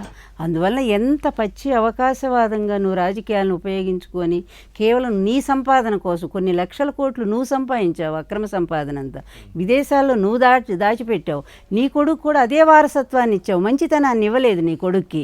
అందువల్ల ఇది ఎప్పుడు ఏదో ఒక రోజు నాకెందుకుంటుంది? నువ్వు అదే బాటలో నడిపించుకుంటుంటే ఆ పిల్లవాడు వేరుగా పెంచి ఉంటే మేము కూడా అప్రిషియేట్ చేసి ఉండేవాళ్ళం.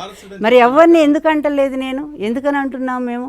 అందువల్ల ఏం వారసత్వం అక్కడ? అర్హత లేని వాడిని తీసుకొచ్చి మినిస్టర్ని చేయటం వారసత్వమా? నువ్వు గెలిపించి ఉంటే అది సరిపోయేది.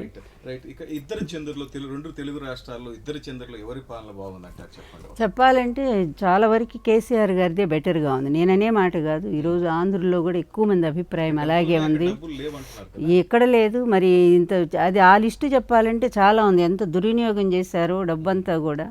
కేంద్రం పంపించిన నిధులన్నీ కూడా ఎలా డైవర్ట్ అయిపోయినాయి అదంతా చాలా ఇంకొక దాంట్లో మనం మాట్లాడుకుందాం. ఇంకా జనసేన అధినేత గురించి, ఆ పార్టీ గురించి మీరేం చెప్తారు? ఏంటంటే జనసేన అధిపతి అతను స్వతంత్రంగా బయటకు వస్తే, అతను ఇండివిజువల్గా నిలబడితే మాత్రం అతని బలం ఏంటో తెలుస్తుంది. కానీ ఇప్పటికి కూడా అతను షాడో కదా, అతను షాడో ఆఫ్ చంద్రబాబు నాయుడు, అంతకుమించి ఏమి లేదు. అతను ప్రతినిధిగానే మాట్లాడుతున్నాడు, బయటకు వస్తున్నాడు. ఎక్కడా లేదు, అతను ఎక్కడ మాట్లాడిందే లేదు. అక్కడి నుంచి ఏ స్క్రిప్ట్ వస్తుందని అతను ఎదురు చూస్తున్నాడు. ఆ స్క్రిప్ట్ చదువుకొని ఆ మీటింగ్ పెడతాడు. అంతకుమించి అతను బయటకు వస్తే అప్పుడు ఎట్లా ఉంటుందో అప్పుడు మాట్లాడుతున్నాడు. కరెక్టే. నేను ఇప్పటి వరకు కూడా ఇంత జీవోత్సవంగా ఎందుకు బ్రతుకుతున్నానంటే నా భర్త ఆశ, నా భర్తకు జరిగిన అన్యాయం ఈ ప్రపంచం కళ్ళకు కట్టేటట్టు నిరూపించాలి. వీళ్ళు అల్లిన కల్పిత కథలు నన్ను ఒక బూచిగా చూపించి అంత మహానాయకుడిని కూల్చి ప్రజాస్వామ్యాన్ని నిలువున పాత్ర పెట్టినటువంటి ఈ దుర్మార్గపు రాజకీయాలకు వ్యతిరేకించే నేను నిలబడ్డాను. అప్పటి వరకే నేను దానికోసమే పోరాడుతున్నాను తప్ప నేను అధికారం కోసం ఏనాడు కూడా లేదు. అది మీకు కావాలి అధికారం, దానికోసమే మీరు ఇన్ని పాపాలు చేశారు. అందువల్ల దాన్ని నిరూపించాలా, మీ పతనాన్ని నేను కళ్ళారా చూడాలని నేను ఎదురు చూస్తూ ఉన్నాను. ఆ వచ్చిన రోజు అప్పుడు నేను ఈ రాజకీయాల నుంచి విరమించి హాయిగా, ఇప్పటికే నేను ఆధ్యాత్మికంగానే ఉన్నాను, అది ఇంకా పూర్తిగా ఆ మార్గంలోకి నేను వెళ్తానని చెప్తున్నాను. ఇది నాకు ఆయన ఇచ్చిన ఇల్లు ఉంది కదయ్యా, అక్కడ వీలునామా ద్వారా సంక్రమి రోడ్ నెంబర్ 13లో పక్కనే ఇల్లు నేను కట్టుకున్నాను. అది అప్పుడు ఆయన కేవలం అది పునాదులు వేసి కొంతవరకు లేచింది బిల్డింగ్, అంతలో ఆయన చనిపోయారు. తర్వాత బ్యాంక్ అప్పు తీసుకొని నేను బ్యాంకు నుంచి తీసుకొని పూర్తి చేసుకున్నాను. అవార్డ్స్ కూడా దాని మీద కూడా ఈ కొడుకులు కేసు వేసారనమాట.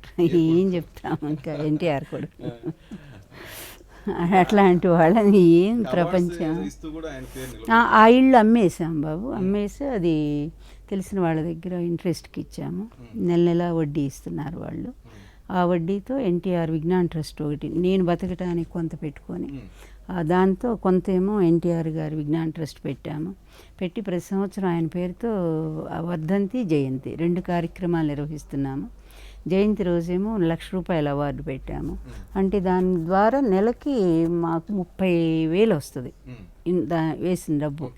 నెలకు 30,000 అంటే 12 3.5 లక్షలు సంవత్సరానికి వస్తుంది నాకు. ఆ సమయంలో ఇంకొక 50,000 1,00,000 ఎంతో అంత దానికి కలిపి ఈ 2 ఫంక్షన్స్ చేస్తున్నాను నేను. అది ఆయన గౌరవం నిలబెట్టుకో ఈ విధంగా నాకు తోచింది. ఏదో దేవుడికి కొండంత పత్రి పెట్టలేం కదా, కొండంత దేవుడికి స్వామి సేవలోనే చిన్న పుష్పంలాగా నేను అట్లా మిగిలిపోయి ఉన్నాను. ఈ జీవితం ఆయనకే అంకితం. ఎప్పటికీ నమస్కారం. నమస్తే.